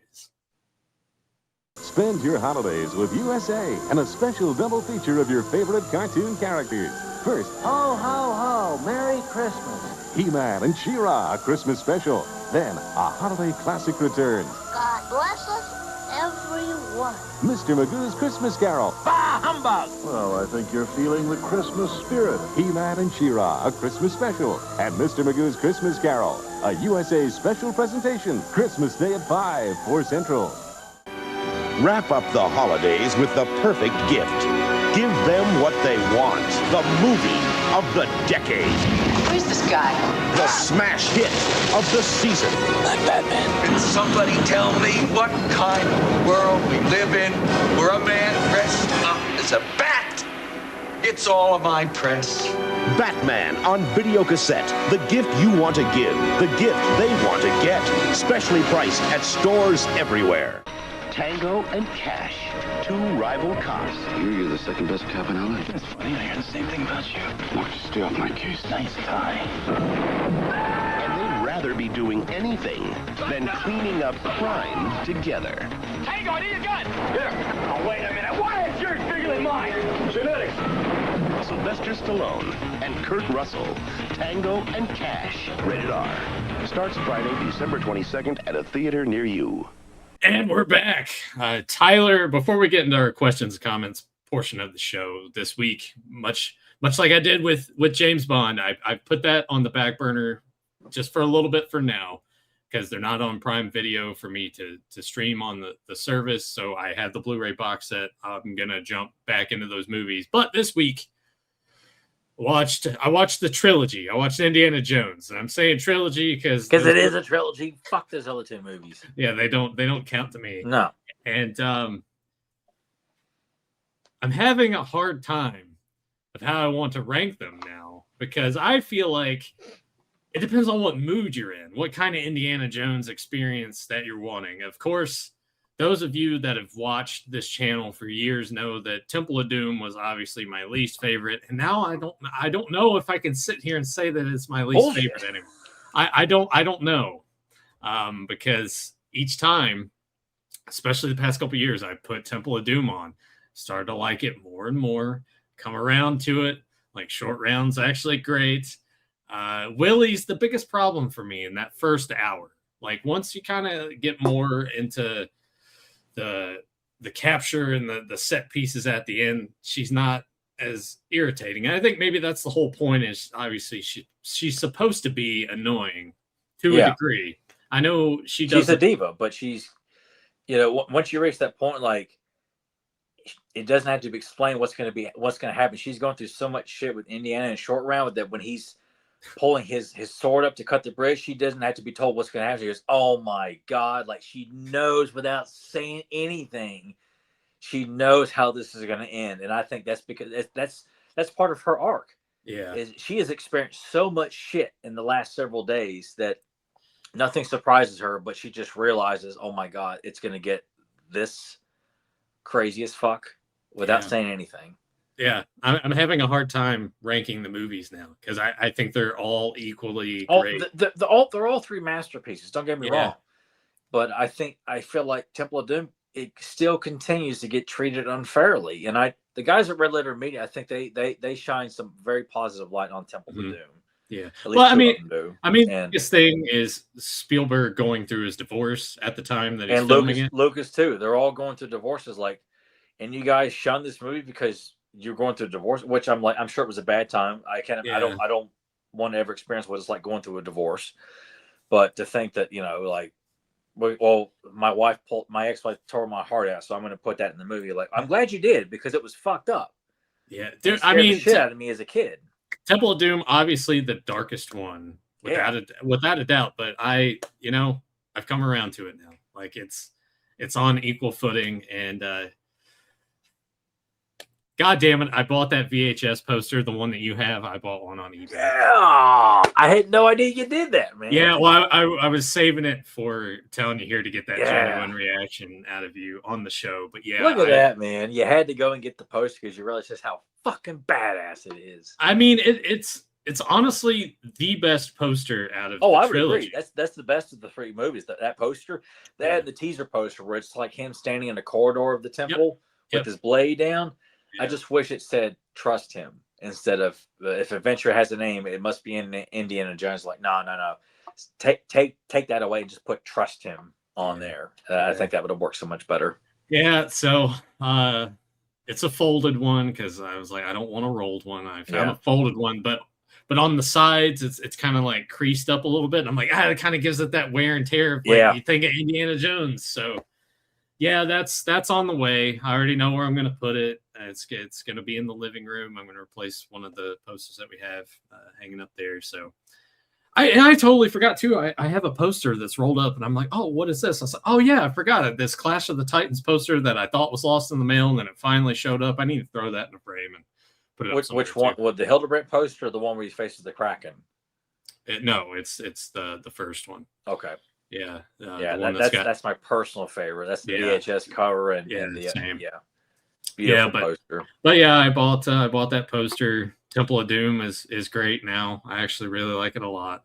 So there's so many, and I told Nathan, I said, dude, he's the most badass in that movie. Like, and he's got some badass moments in all 3 movies, but there's something about Temple of Doom. His demeanor, and plus he's facing guys who are sacrificing human beings. The threat, not to diminish the threat of the Nazis, but this is like a direct threat at Indy.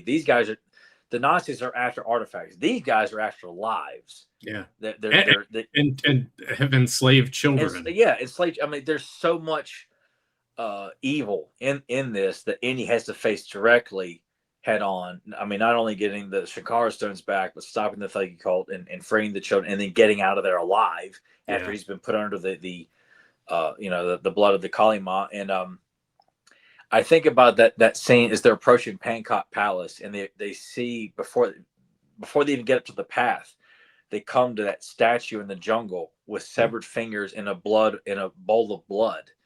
And that their guide is freaking out with good reason, that he recognizes, like, this is some fucked up shit. We can't go any further. And he just tells us to stay put, and just quietly, without saying anything, walks up and observes and touches it. It's got blood, fresh blood on this statue that leads up to this supposed, should be a very safe palace to go to, supposedly. But you're just like, what the fuck, man? He's looking around at the severed fingers and short rounds. Like, what are you looking at? He's like, don't come up here. Like, that music, that kind of ominous, foreboding music that plays as he's looking and get the blood on his hand. Like, fuck, man. Like, okay, that village was not making shit up. There's something going on at this palace already. Like, I just love what is the I forgot what the word is. My English is botching me right now, but just the foreshadowing of, like, there's gonna be some serious shit going on in this Temple of Doom here, just from that one shot in the jungle of that statue with the severed fingers. I fucking love that moment. Yeah. So I'm sorry. I apologize. No, hey, for all those years. That's all that matters to me. Yeah, I don't know what made it click more, because I've watched Temple of Doom more than the other movies the past couple of years, because I think I just really wanted to love it, and now I can sit here and say that. Yeah, I would love to have debates and arguments. Like, no, dude, Raiders kicks ass, and Last Crusade was my favorite for a long time, and I watched Temple of Doom more as a kid. It was the first one I saw, and I was just like, this is Indiana Jones to me. Like, everything about that movie was just like, okay, this is what I expect to see, and but that wasn't because it was my favorite. I just like Last Crusade was my favorite for a long stretch, and then just the more I watched Temple of Doom, like, dude, Harrison Ford is beyond bad. It's like he buries Han Solo in terms of coolness. Yeah, with Indiana Jones, yeah, especially Temple of Doom. Yeah, easily Indiana Jones is. Oh my God, his best role. Oh, he couldn't be any cooler in all 3 movies. Like he has just got this ultimate alpha male mentality, personality. That's why his students are just. And I don't blame him. Like, and as a kid, I remember thinking that one girl was not attractive. I was like, oh my God, that girl's really hot. They're like, Harrison, what are you doing, man? Like, she's of age. Like, God, dude, take her back to your office and have her drop trowel. But watching all those this week, the trilogy, obviously, I have only watched probably the first 10 minutes now of Crystal Skull. Haven't gone past that. Not going to watch Dial of Destiny. I did. I'm glad you only went that far. You shouldn't have went that far. I love that story of the opening weekend that it came out. I was at my ex-girlfriend's sister's place, and did I send him an email? Is that what you sent me an email because we didn't have cell phones really back then to text. It was all just like email and instant messenger. And you said you were going to email me, and I got on her computer and checked my email, and the subject line was, I think it just said Crystal Skull. You may have put the full title in there, but it was like Crystal Skull for sure. And then you just open it up and just big bold bullshit, and that's all it said. And I was like, all right, that went about as well as you kind of thought. Because I mean, this was still at the time too that we were excited for it. I was apprehensive though. I remember seeing it, hearing about it, was very intrigued, but seeing the trailers, I was not impressed with the trailers. Not to the point where I was like going to see G.I. Joe, Ghost Rider, and Alien vs. Predator. I'm like, oh my God, this is going to be so fucking bad. I know it. And you were still kind of like, all right with the beef at the time, because you did like that first Transformers movie. Yeah, but not because of him. Well, I know. But when I say I wanted to like it because I thought at the time, because when I first went, like, fuck, they did exactly what they said they weren't going to do. Make the humans the focal point, that and the fucking military, because Michael Bay's got a boner for military stuff. And yeah, Transformers took a backseat in their own fucking movie with shitty, making jazz into a black stereotype, and he went and did it again in the sequel, and it just fucking terrible movie. But I was so hyped up for it. I wanted to like it. I went and saw it, I think, twice. Ugh. And then when I bought it on DVD, thinking like, okay, I'll just watch it because I'm like, I hated all the Shia LaBeouf stuff, the Megan Fox shit, the Army shit with Josh Duhamel, whatever the fuck his name is, and John Boy. I'm like, man, this is all so fucking dumb and lame. It's just bad. And I didn't like the designs of the Transformers. I'm like, but I was so hyped to want to see it and want to like it. Mm-hmm. So I bought it thinking I would just, I'm like, oh my God, this movie's bad. And I saw that movie in Alaska and I was like, nope, this sucks. But yeah, but going back to that, like with Crystal Skull, apprehensive, but still excited. It's like, oh, it's a new Indiana Jones. We get to finally see Indiana Jones being adults. But I never went and saw it. Once you sent me that, I'm like, I'm not going to go see it. Yeah, I went and I've only seen the old Radford Theater to go see it with the crowd, and and I should have just got left, and that was one of the few times of a movie I absolutely just I wish I had a bucket to throw up in, Yeah, but I've only seen the first 10 minutes of that. But watching those movies, of course, most of the time I'm like, let me take another look at those Hasbro Adventure Series figures. And they still don't look great. They don't. But I will say this. I think I am going to get the Temple of Doom Indy and get the short round from the line. That would be cool. And I wanted to get a Temple of Doom Indy, but they for whatever reason, Hasbro cannot get Harrison Ford's face sculpt to look right at all.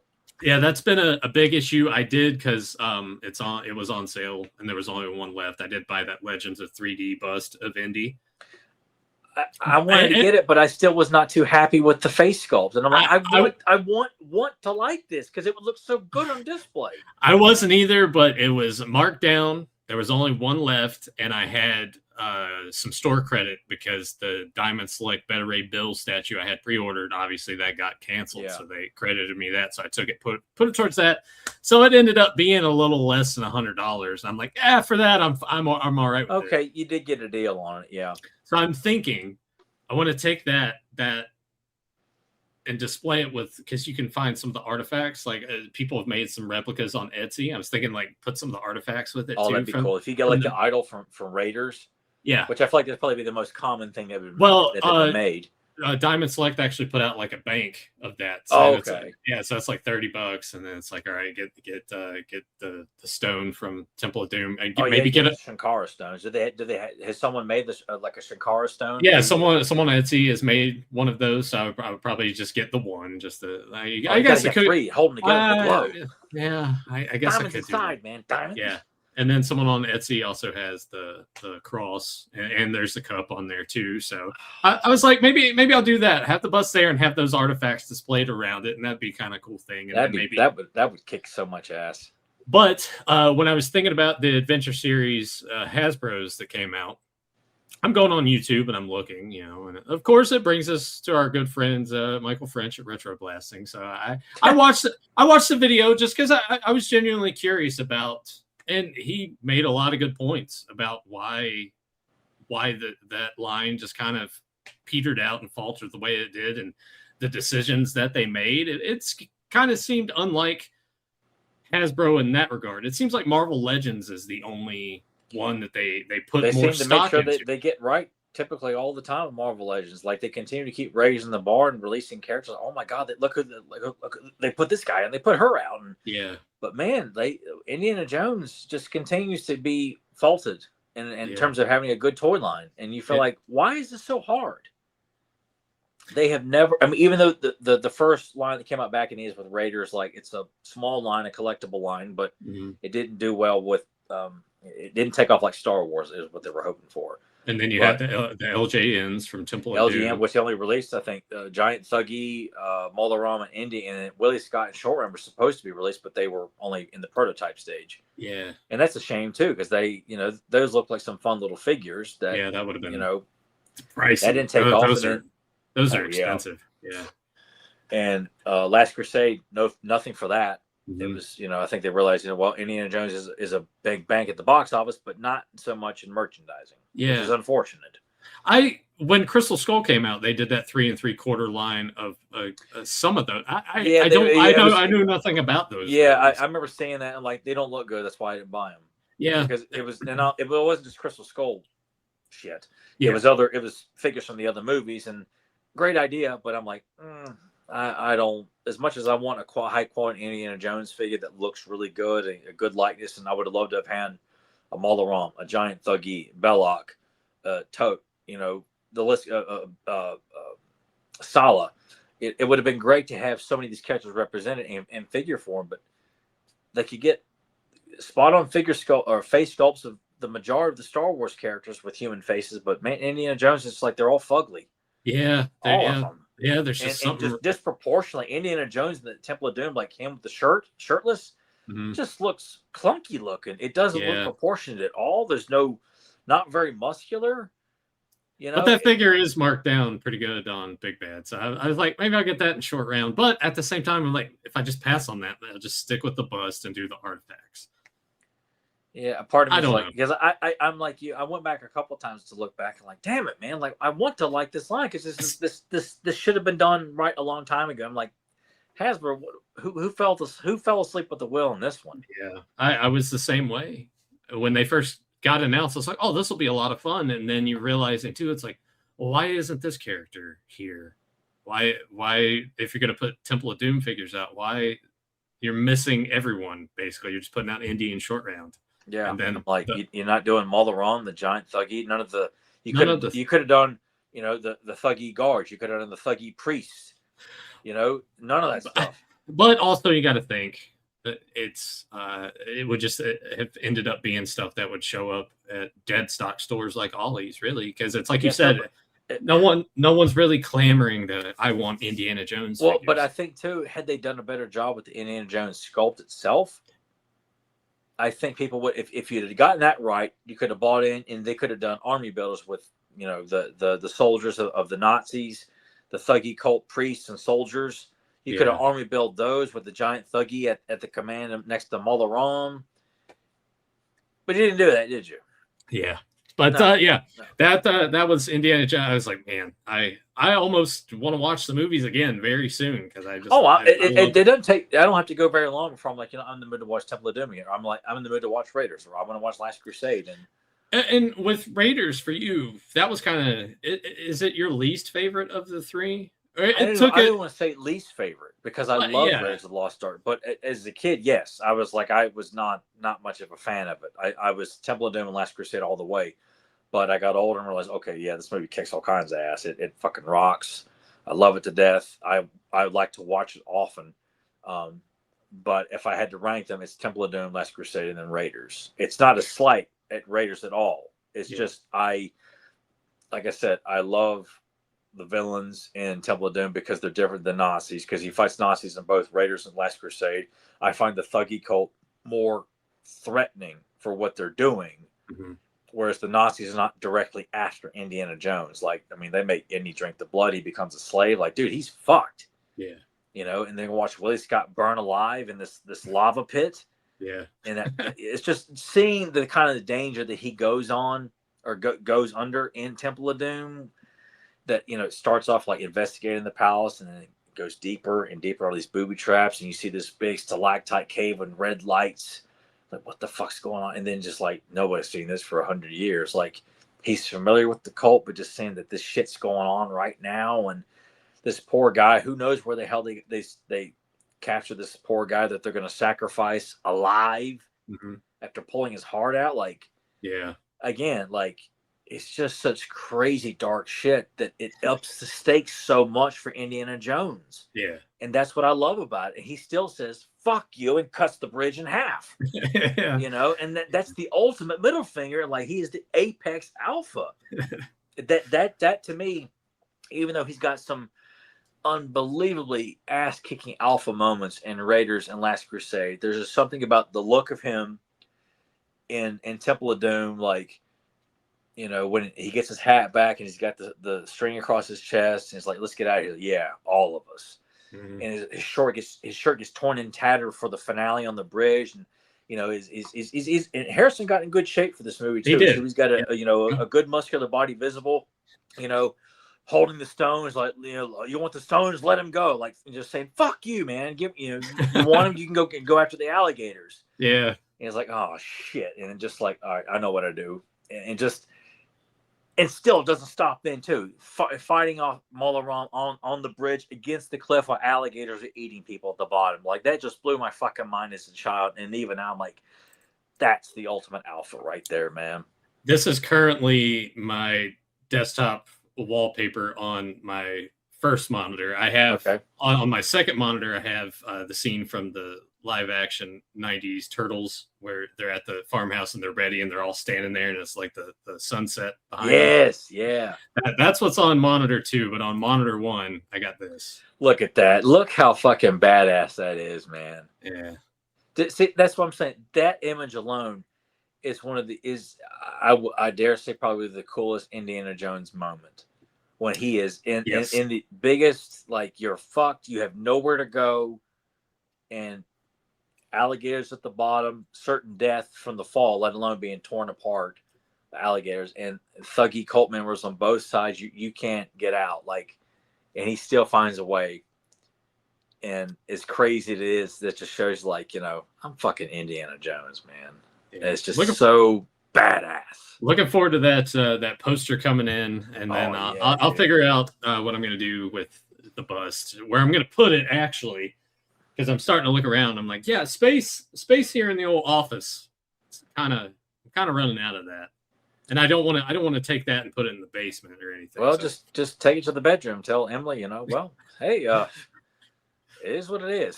yeah. Just put it above your old bed. That's what you should do. That way, when Emily wakes up, she goes, "Morning, Indy." Yeah, I'm sure she would love that. Actually, the way that the headboard is, there's not a space for anything to sit there, so it would just probably fall and put it in front of your bed then. So when you wake up, you can tell Indy morning too. Okay. Some of the comments that we got on last week's video, The Secret Liquid of Life. First off, from Nathan the Barbarian, we got some Christmas movie recommendations.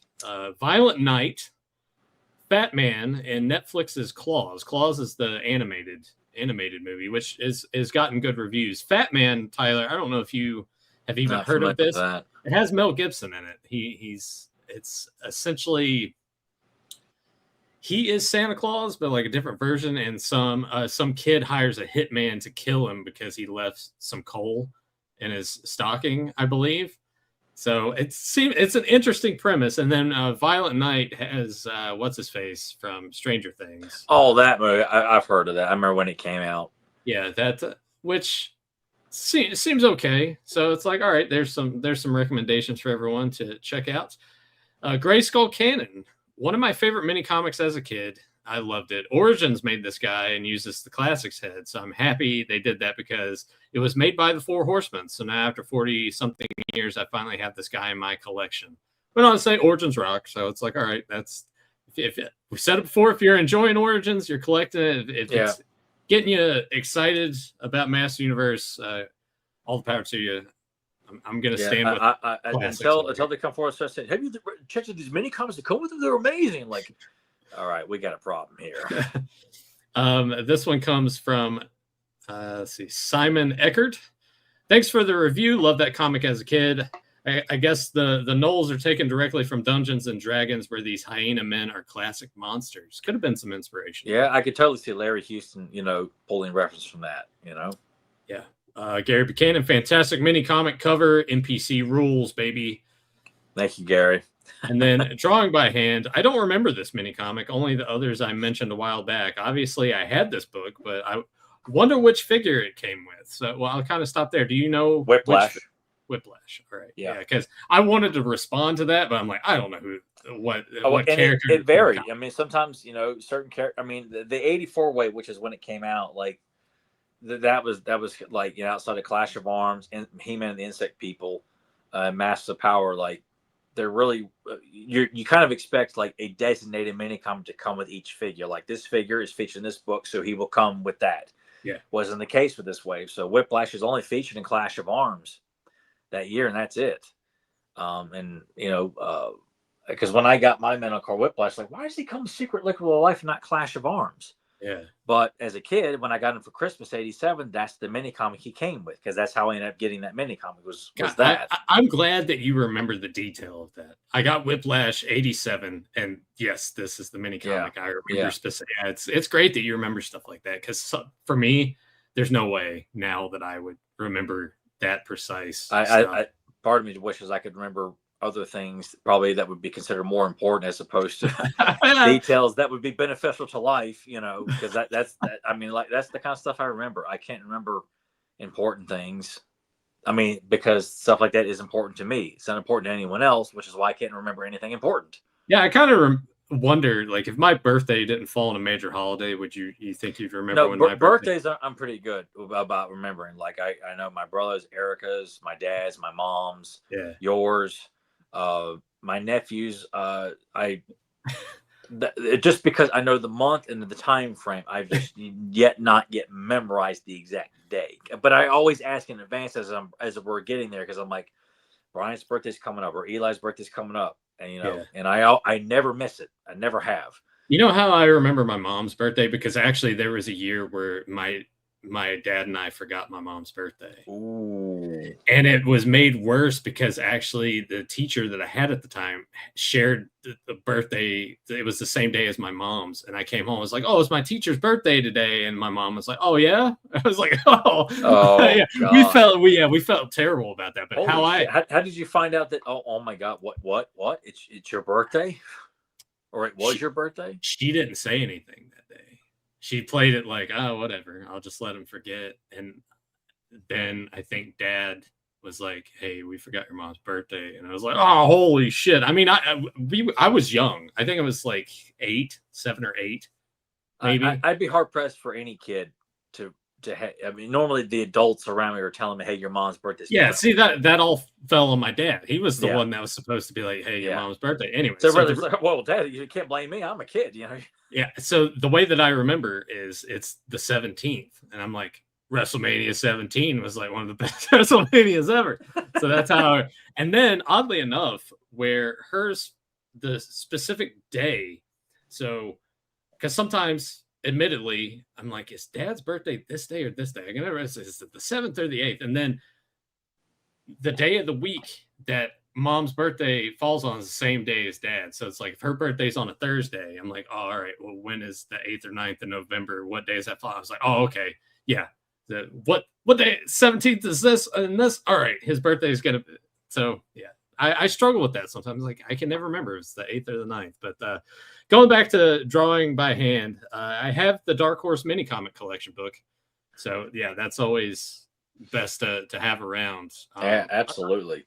Of course, having the vintage ones there, if you want to sift through them, is always cool. But having them all in a book, so you don't have to. I just hate that Scott Nolly made sure he threw in his horseshit books, his first 3 that he wrote while taking a shit. Went on or shoehorned in there. Went on to say that they watched Lone Wolf McQuaid. Great movie, enjoyed it. So I'm glad. And then since I was talking about the disappointing Naked Gun sequel. The first Naked Gun movie is so funny, better than the second movie. How do you feel about that? I think they're all 3 fantastic films. But I think the first one, the first one's the best. I feel like I would probably agree, but 2 and 3, I dare say, are about equal though with the first one. I feel like they never lost a step with those movies. Like the writing is great, the jokes are fantastic, the acting is consistently great with all the new villains that show up in the sequels. Like they didn't lose a step. So the first one because it's the first one. Yeah. But 2 and 3, a lot of times with comedy sequels, they tend to get progressively worse or get bad. And that's one series where, man, the 2 sequels to me, they're on the same level as the first film in terms of quality. I need to watch the third one because a while back I watched the first 2, but I didn't get around to watching the third one. So I did get to see the third one in theaters. Oh, that's awesome. Which was really cool. I went with it was a birthday party and yeah.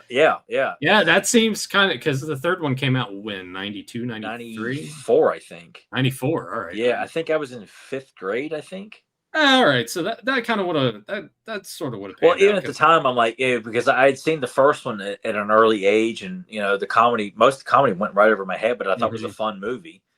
Especially when OJ's getting shot at, and like, how is he still alive? And he's all wet paint. He's in a bear trap. He's been shot multiple times. Like, how is he still alive? And falling like in a cake head first, and all this other stuff as a kid trying to understand that logic. But I just remember sitting in the theater like when it's revealed Anna Nicole Simpson has got a dick, and just thinking like, oh my god, like are my parents going to get mad when they see this on VHS?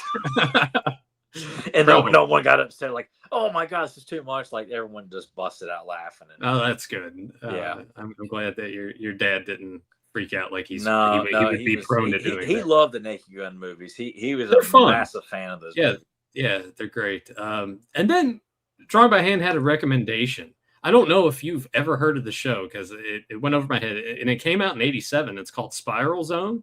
Never heard of it. Yeah. I looked at it. I haven't watched any of it yet, but I looked up some of them. Like, it seems very intriguing. But yeah, it came out in '87. And you just think about all those other cartoons that were coming out around that time that also have just kind of flown under the radar and no one talks about. Yeah, but that's why I feel like that decade needs to continue to be celebrated because there's so much that it's kind of what we do on here anyways, is to get people to remember, hey, you know what? Transformers, He-Man, and G.I. Joe were top tier, and then Turtles comes along and takes out everybody. But, dude, you had Brave Star, Bionic 6, Silverhawks. I mean, obviously, Thundercats was one of the top tier shows of the day as well, and you couldn't give so much time and love to everything. So there was so many other great shows. Dino Riders is another one. Yeah. It was a short, and honestly, after you watch the first episode, you kind of feel like, well, where do you go with this series? Like you kind of, because I've watched some of the other episodes, and I mean, they're not memorable. I mean, they're not bad, but that first episode sets the stage. You kind of feel like, well, where do you go with this? It's because a lot of times these shows are just given a cartoon to kind of give extra promotion and advertising to buy the toys. Like, this is what you do with the toys. These are the good guys. These are the bad guys. This is what they do. and that's it. Like Visionaries, I think was like just 13 episodes. Dino Riders, I think it was like 6. Yeah. Brave Star got a full season. Bionic 6 got a full season. Silver Heart got just as we said, potential. Yeah. And it's nice to see that some of those cartoons have at least made it out onto DVD. But yeah, or if they're not on DVD, people have posted on YouTube, and they're not. The rights aren't held by some greedy bastard company like Warner Brothers, where they make sure that we own this, or we're not putting this shit on YouTube. Well, Netflix owns them now, so we'll see how that. Netflix owns Warner Brothers. Yep, they bought Warner Brothers.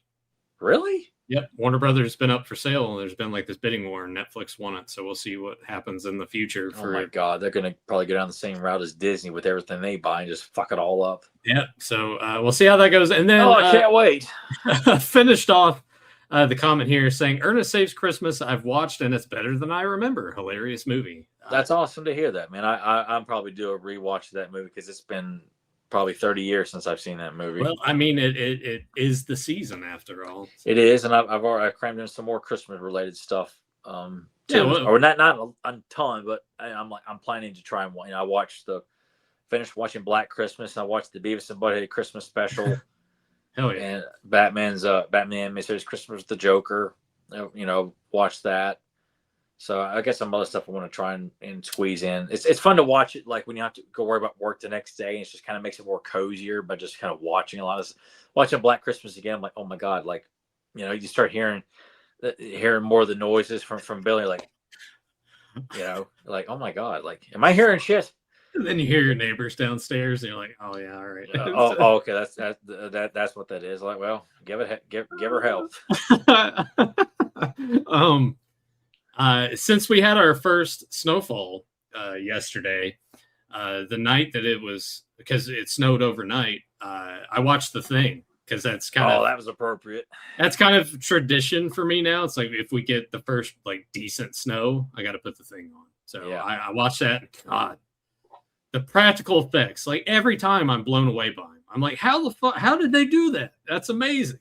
And yet they do a remake / prequel, and it looks like utter horse shit. Well, to be fair, they wanted to do practical effects. I know they did, and I'm like, you know what? I don't hold them at fault. I hold the fucking studio for being idiots, like they tend to always be. They don't get the blame. It's always the director or the writer who's like, I didn't write that. The fucking studio mandated that. And that goes back to Indiana Jones, man. The action sets, set pieces, how they designed all of that. I mean, the sets in general, but just how they planned out the action and did most of it practically. Fucking incredible.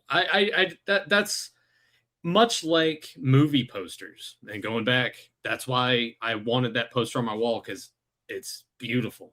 It's iconic, and it's just a lost art. They don't do painted posters, oil posters. Well, just the entire process, like movie posters, how they make the movies. They're just like, oh yeah, we'll do the effects, we'll do it on a computer. It's like, we'll do it in post. Yeah. There's no thought put into it as much anymore. And I don't want to get on that tangent, but what other Christmas stuff did you watch? Because I think I'm gonna watch Batman Returns pretty soon too. Yeah, that was something else. I was like, I want to sit down and watch that, because that's another movie that doesn't get lumped in with Christmas movies. And I went to Target too. I actually, you know what? I have watched Ghostbusters 2 around Christmas a few times. Yeah. I haven't watched it this year yet, because I like I said, I don't watch too much during the work week, because if I can't get far into it, I almost feel like I'm teasing myself trying to start to watch a movie during the work week. That's fair. So yeah, I have, other than what I just mentioned, that's all I've done so far. I went into Target today and found the McFarlane Batman for Batman Returns and Penguin. So I'm like, and they were on sale. They were only $20. I was like, all right, I'm just gonna go ahead and buy these. The Batman sculpt looks really good. Penguin kind of undecided about, because like when I put his hat on, it'll probably all look better. Yeah, but now I'm like, all right, I need to get Catwoman. I got to get Max, Shrek. Yeah. And they had a pack that's got the penguins in it. Oh, cool. Got to get those. I think I don't know if it's exclusive to GameStop, but they got like the big rubber duck vehicle, and like I think it comes with it. I think it comes with the penguin. It might not. Yeah, I'm gonna look into all that stuff. I'm like, yeah, I guess I'll have a Batman Returns figure shelf up here too. So. It's a shame because I look at pictures of some of the other stuff that they've done with the movie stuff. And I love the I like the idea, but some of the sculpts, like the Jim Carrey Riddler, looks like shit. Yeah, those. God. I think Batman Returns kind of got the better end of the deal. I've seen pictures. I'm like, okay, these look good, but did they look good in person? Yeah, like they always want the prototypes always look really good. It's like when I get the market. When I get them unboxed, I'll take pictures of them so you can kind of. Yeah, I mean, I would have no place to put them even if I wanted to buy them. I mean, I had no place. I mean, no, it's just no. Yeah, nowhere they could go. Yeah. Did you get your Safari Joe figure in? I got him sitting over here. No, I actually had to cancel all my my pre-orders because I got hit with a lot of car stuff. And I'm like, and they were coming in. I'm like, dude, I can't do it. I cannot pull the trigger on that stuff. And then with Christmas coming up too, like they're in my basket at Big Bad. I mean, I might canceled a lot of pre-orders, man. Like I said, with the car stuff, I was like, I can't do this right now. And I was paying off some of the artwork that Kevin had done for me too. So that my priority was taking care of these bills and finishing the artwork. And fortunately, the Thundercat stuff never sells out. So yeah. I was before I was like, you know what? Everything I've got beforehand is already still in stock. Yeah, I want that Safari Joe and Cruncher. Yeah. And Nada. Yeah, I got the three of them sitting there. I'm like, oh, good. More shit to unbox. I still have my Luna and my Burble Bill that I have yet to unbox. I haven't bought Luna yet. She's not cheap, man. I know. That's why I'm hoping. I'm like, come on, Big Bad, put that on sale too. And they don't put. They always got the variant. Oh, look, glow in the dark. Oh, glow in the dark eyes. It's on sale because you can't give this shit away. Yeah. Doing your fucking variant Super 7. Why, God, man? It's all about variant. I mean, they're as bad as Kenner in the 90s. Yeah. A couple of comments that we had in our premiere chat. So for those of you kind of unfamiliar, since these have been recorded, I put them as a premiere, but it works the same as having like a chat there. I interact in there because I posted at a time to where I'm able to be in the chat and interact with you. This is wrestling related, but actually very, very interesting. So we'll start off with this one. This is from Oliver Belmont. You'll love this one, Tyler. The 1990 WWE Survivor Series is one of the best pay-per-view events I saw in the 90s. At least the match of Survival made it worthwhile as Ultimate Warrior and Hogan prevailed in the end. I still champion that pay-per-view to this day because I grew up renting that tape and remember going back and renting 89 again, thinking like, okay, maybe I just missed the match of Survival. It's assuming that they did it in all of them. Like, oh, they didn't do it here. Like, this is bullshit. And just knowing they did it the 1 year and that they thought was a bad idea to do it to begin with. Like, why? Those guys got to go out and work some more, I guess, and they didn't want to. Well, when you watch the matches, like Hogan doesn't go out in his match till like over halfway through it. It's like you get it. Like you find ways to work around it, and like he ain't working it by himself. I know, but it was a good concept. I thought it was really cool. You know, that doesn't work for him, brother. Then I found this particularly interesting. JSP saying, I do think if Sting had gone to the WWF instead of Warrior, Sting could have had a longer run as champion than Warrior did. He was certainly more personable than Warrior and could cut a much better promo.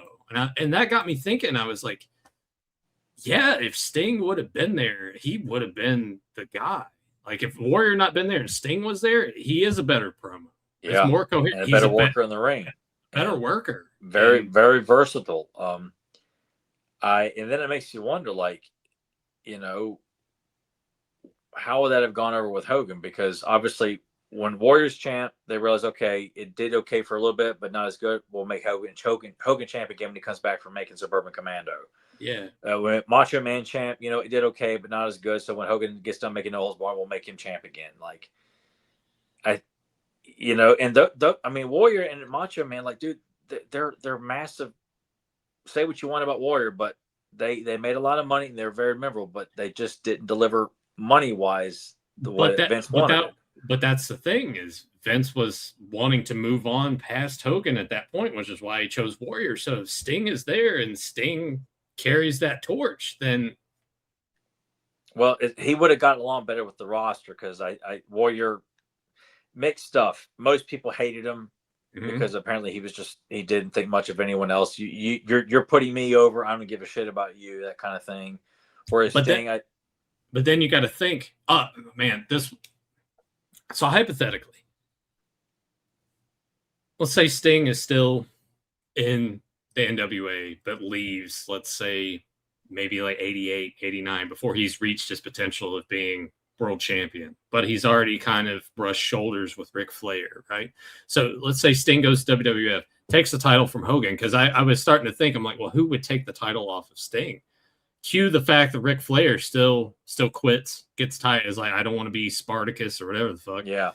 Shows up in WWF, and then that's when you kind of Flair's like, you never play off of that rivalry that they were already kind of having there. But yeah. I guess maybe sort of the way it was phrased here is, what if Sting was there in the same time frame that Warrior was? So he would have been there, what, 86, 87? I think he came in at 87 as the Dingo Warrior. Yeah. 88, he's already become the Ultimate Warrior, because I think is it SummerSlam 89 that he beats Honky Tonk Man? Yeah. I think so. Yeah. Sure. Prior to that, he's just the Ultimate Warrior, and they kind of gradually working his way up. And then I think the more muscular and roided out he gets, that's when he starts getting Vince's attention a lot more, I think. Yeah. But I don't know. Just interesting shit to think if Sting was there. Yeah. He would have done better business. I think he would have definitely been there a lot longer and consistently there more than Warrior was. Absolutely. Sting's not the political player of like, nah, I'm not doing that. And it's interesting. It's really interesting to think about. It sort of just changes the trajectory of everything. It's like it would have left a big hole in WCW, because I don't think they would have taken Warrior. Or if they had, he wouldn't have risen to the level that Sting did in WCW. So you think about who would have become the All-American hero in WCW. Yeah, it never stayed on long enough to become the star that he did. Yeah, who would have been the biggest face in and WCW? They've already established, like, I don't think Luger would have pulled the sword from the stone. No, they tried him they work him as a heel. They turn him face. I think they all felt like he was better as a heel, even though he would tag with Sting and become buddies, during in the early 90s. But I don't think Z-Man would have done it. No, but when I watched Scott Steiner, man, like Scott Steiner could have been a top tier like babyface, and should have gone further.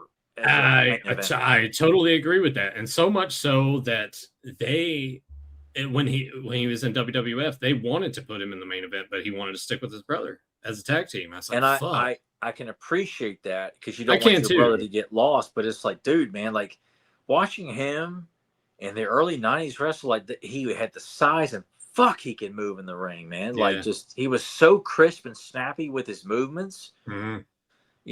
He would have been the guy to build around as a top baby face. So Steiner, I guess, could have been pushed up to the top around that time period in early. I don't think they would have much of a choice. Yeah. If you look at the roster then, because I feel like it was more of a heel factor than anything else. It kind of was. You had a few, you had Junkyard Dog coming in and Paul Orndorff, people who were leaving WWF and getting their second win there. But man, outside of Luger and the Steiners, Z-Man, you didn't have a whole lot of baby faces like Doom or a dominant heel tag team. Yeah. And they should have been higher up on the roster of like, gradually too, you get the baby face Ron Simmons run. I forgot about that. But yeah, because he takes the title off of Vader. But even then, like, I don't think Ron Simmons is going to be like your top guy for like he. As much as it sucks to say it, is like, yeah, he's more the transitional champion kind of deal. See, I really feel like, man, he should have been like up there with Flair in terms of heels, because the visual look of him with Butch Reed. Yeah. I just like those guys. You could have made the two of them part of the Horsemen.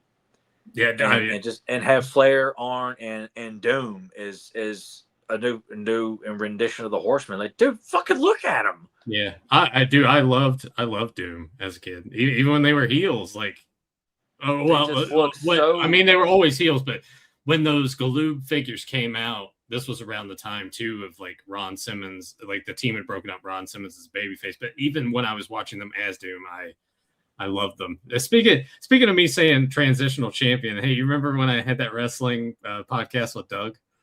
Oh God, yeah.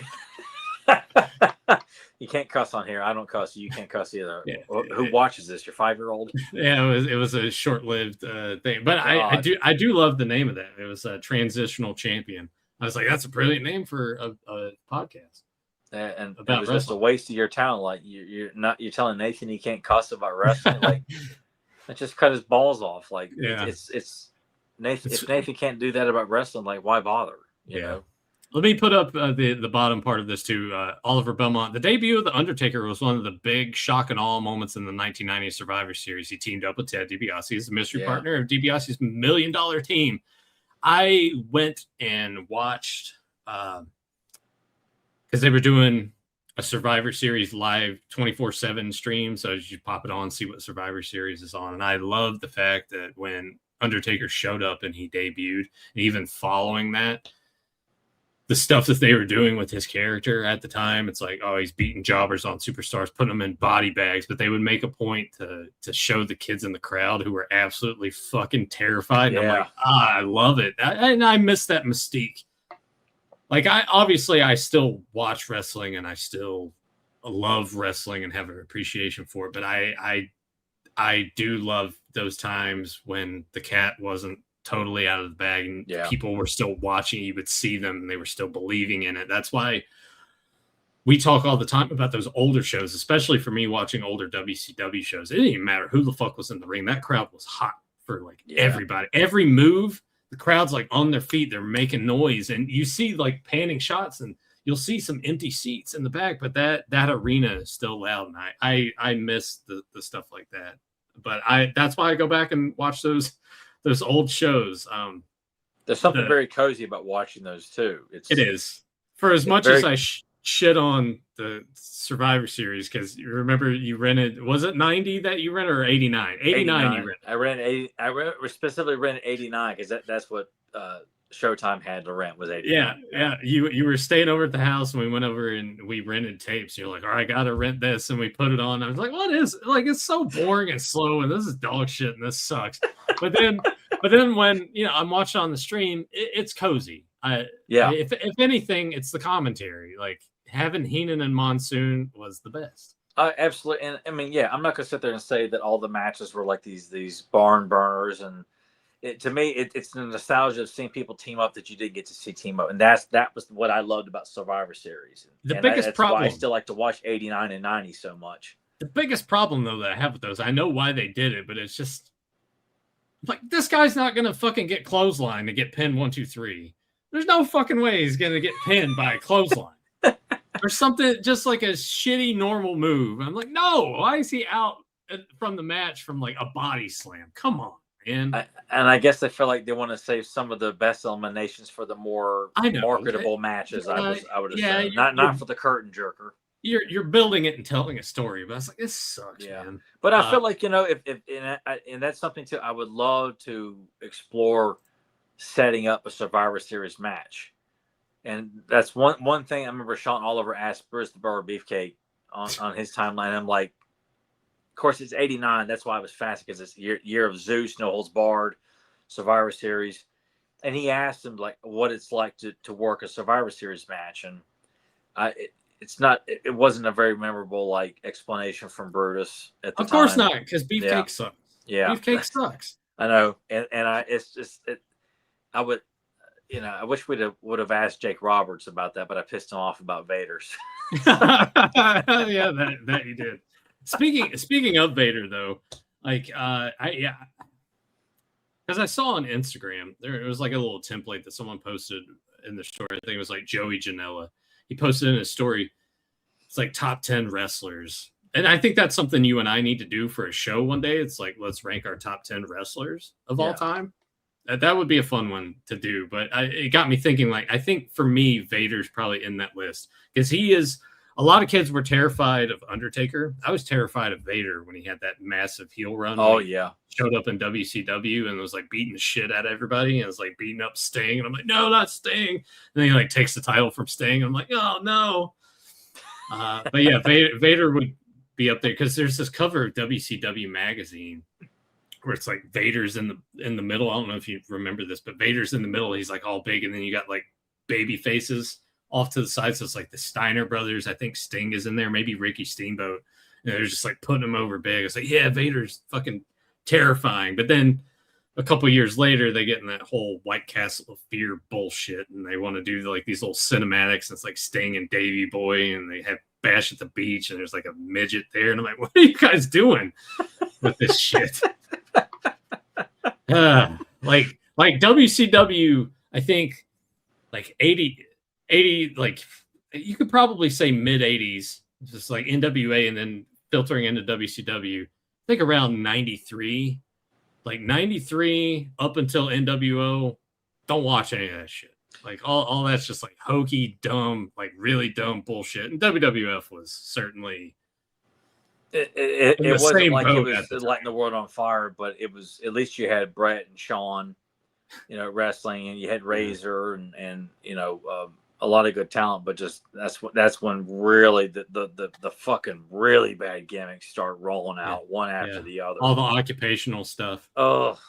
But as a kid, I bought into it. I'm like, hey, Duke the Dumpster Drosy wrestling. I hope he beats this guy in the ring, whoever it is. I still have a soft spot for Repo Man. So you always have, but I always took it as like you were just making fun of him. Like, no, I like it. It sucks, but like I I like it because just his mannerisms to be around the ring, and he's like doing this shit. I remember too. I was just like, but and his theme fucking rules. Repo Man. Yeah. I love it. All right. See, this is whetting my appetite. We got to talk. We just need to have a show about wrestling and watch a wrestling show together very, very soon in the future. But I hope everyone enjoyed our extended conversation of Indiana Jones, wrestling, toy lines, stuff we bought, stuff we watched. But most importantly, I hope you enjoyed our main topic of the evening. If you haven't done so already, like this episode, leave us a comment down below. Make sure you subscribe. And until later, let the power return. So fork over my money for lifting it for you, box ton. I have no idea. I have no idea. Mad dog. That's another line from the movie. Or my father said I can have anything I want. A new brain? No, your bike.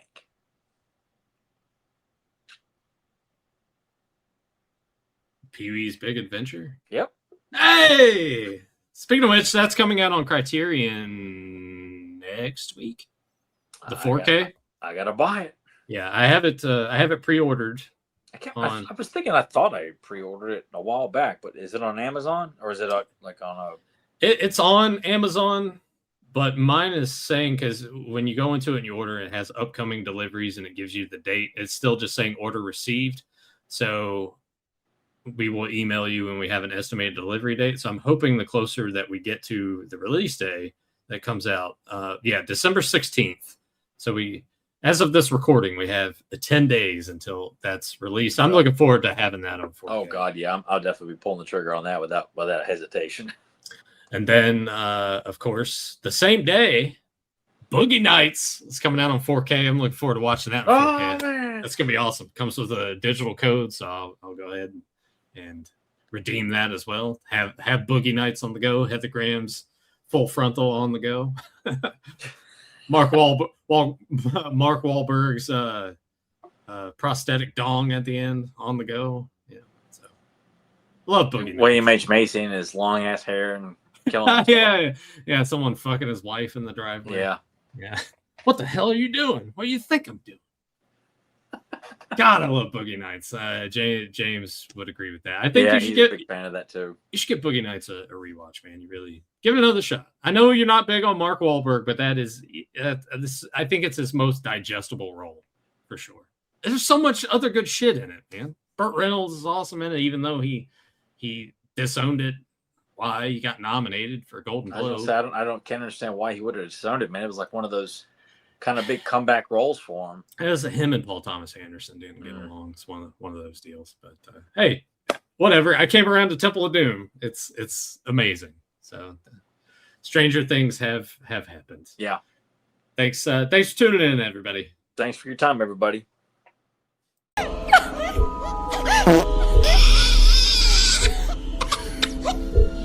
Isita Oido. Luke. Umuba.